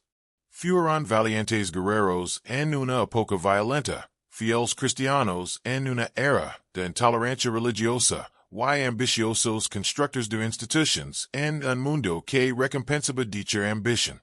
La misión de los templarios finalmente fracasó. No pudieron proteger a los peregrinos a Jerusalén tras su caída. No pudieron preservar los estados cruzados contra la decidida reconquista musulmana. No pudieron adaptarse a las nuevas circunstancias tras la caída de Acre. Este fracaso no se debió principalmente a la cobardía en la incompetencia, sino a circunstancias ajenas a su control. El insuficiente apoyo europeo, la superioridad de las fuerzas musulmanas, y la simple realidad de que el proyecto cruzado probablemente estaba condenado al fracaso desde el principio. Su represión reveló mucho sobre la política y la religión medievales. El ataque de Felipe el Hermoso contra los templarios estuvo motivado principalmente por la codicia, pero revestido de un lenguaje religioso. El uso de la tortura para extraer confesiones, y la manipulación de los procedimientos judiciales, con fines políticos no fueron exclusivos de los juicios templarios, sino ejemplos particularmente bien documentados de corrupción judicial medieval. La incapacidad del Papa Clemente V para proteger una orden papal de la persecución secular mostró los límites de la autoridad papal al enfrentarse a poderosos monarcas. La tradición de la Iglesia, la supremacía teórica sobre los gobernantes seculares, no podía proteger una orden sin ejércitos cuando un rey optaba por la destrucción. Esto precedió a conflictos posteriores entre la Iglesia y el Estado durante la Reforma y posteriormente. Los últimos años que los templarios dedicaron a defender los restos de los estados cruzados en circunstancias cada vez más desesperadas demostraron lo mejor y lo peor de la orden. Su coraje y disciplina siguieron siendo admirables. Algunos templarios lucharon con notable valencia en situaciones desesperadas, pero el liderazgo de la orden no logró adaptarse estratégicamente. manteniendo los enfoques tradicionales cuando se requiere innovación. La última defensa de Jacadetto, proclamando la inocencia desde el cadalso, proporcionó un final apropiado a la historia de la orden. Independientemente de si las acusaciones eran ciertas o no, la disposición de demo a morir antes que mantener falsas confesiones encarnó los ideales templarios en su máxima expresión. Eligió el honor por encima de la supervivencia, la verdad por encima del compromiso, demostrando la valencia que había caracterizado a la orden en sus mejores momentos. Las leyendas que surgieron en torno a los templarios reflejan la necesidad humana de misterio, explicación y significado. Queremos creer que los templarios poseían secretos, que su destrucción se debió a su peligroso conocimiento y no a la mera codicia real. Queremos creer que sobrevivieron de alguna manera, continuando influyendo en los acontecimientos desde la sombra. Estas leyendas satisfacen necesidades emocionales que la realidad histórica no puede abordar por completo. Pero la historia ofrece algo que las leyendas no pueden: la verdad sobre cómo personas reales lucharán con problemas reales en un mundo muy diferente al nuestro. Los verdaderos templarios no eran iniciados misteriosos, sino guerreros y administradores que desempeñaban funciones que entendían como divinamente ordenadas. Su historia es una de desarrollo institucional, servicio militar, innovación económica, maniobras políticas y, finalmente, fracaso. Una historia fundamentalmente humana. Los templarios son importantes para la comprensión moderna porque ilustran el cristianismo medieval, la ideología de las Cruzadas, el desarrollo institucional y la relación entre la autoridad secular y religiosa. Demuestran cómo las organizaciones pueden innovar con éxito sin lograr adaptarse. Muestran cómo el poder entre enemigos, incluso cuando proporciona seguridad. Quizás lo más importante es que los templarios nos recuerdan que la historia la escriben los seres humanos, respondiendo a circunstancias que solo comprenden y controlan parcialmente. Los caballeros que se unieron a la orden creen servir a Dios y proteger a los cristianos. No pudieron prever que los estados cruzados fracasarían, que su orden sería destruida y que se convertirían en figuras legendarias en la imaginación de siglos posteriores. Esta incapacidad para prever las consecuencias es una condición humana universal.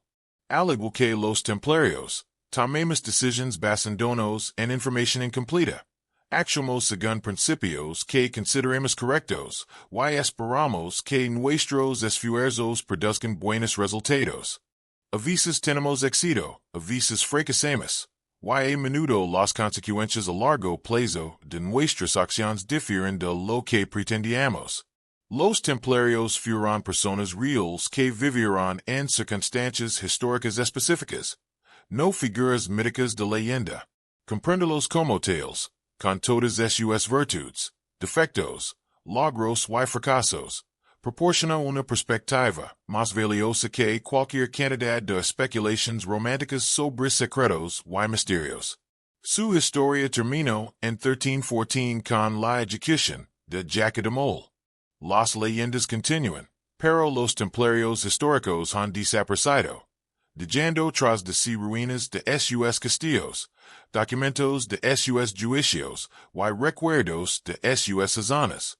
Lo que queda es la historia de una orden que intentó algo extraordinario.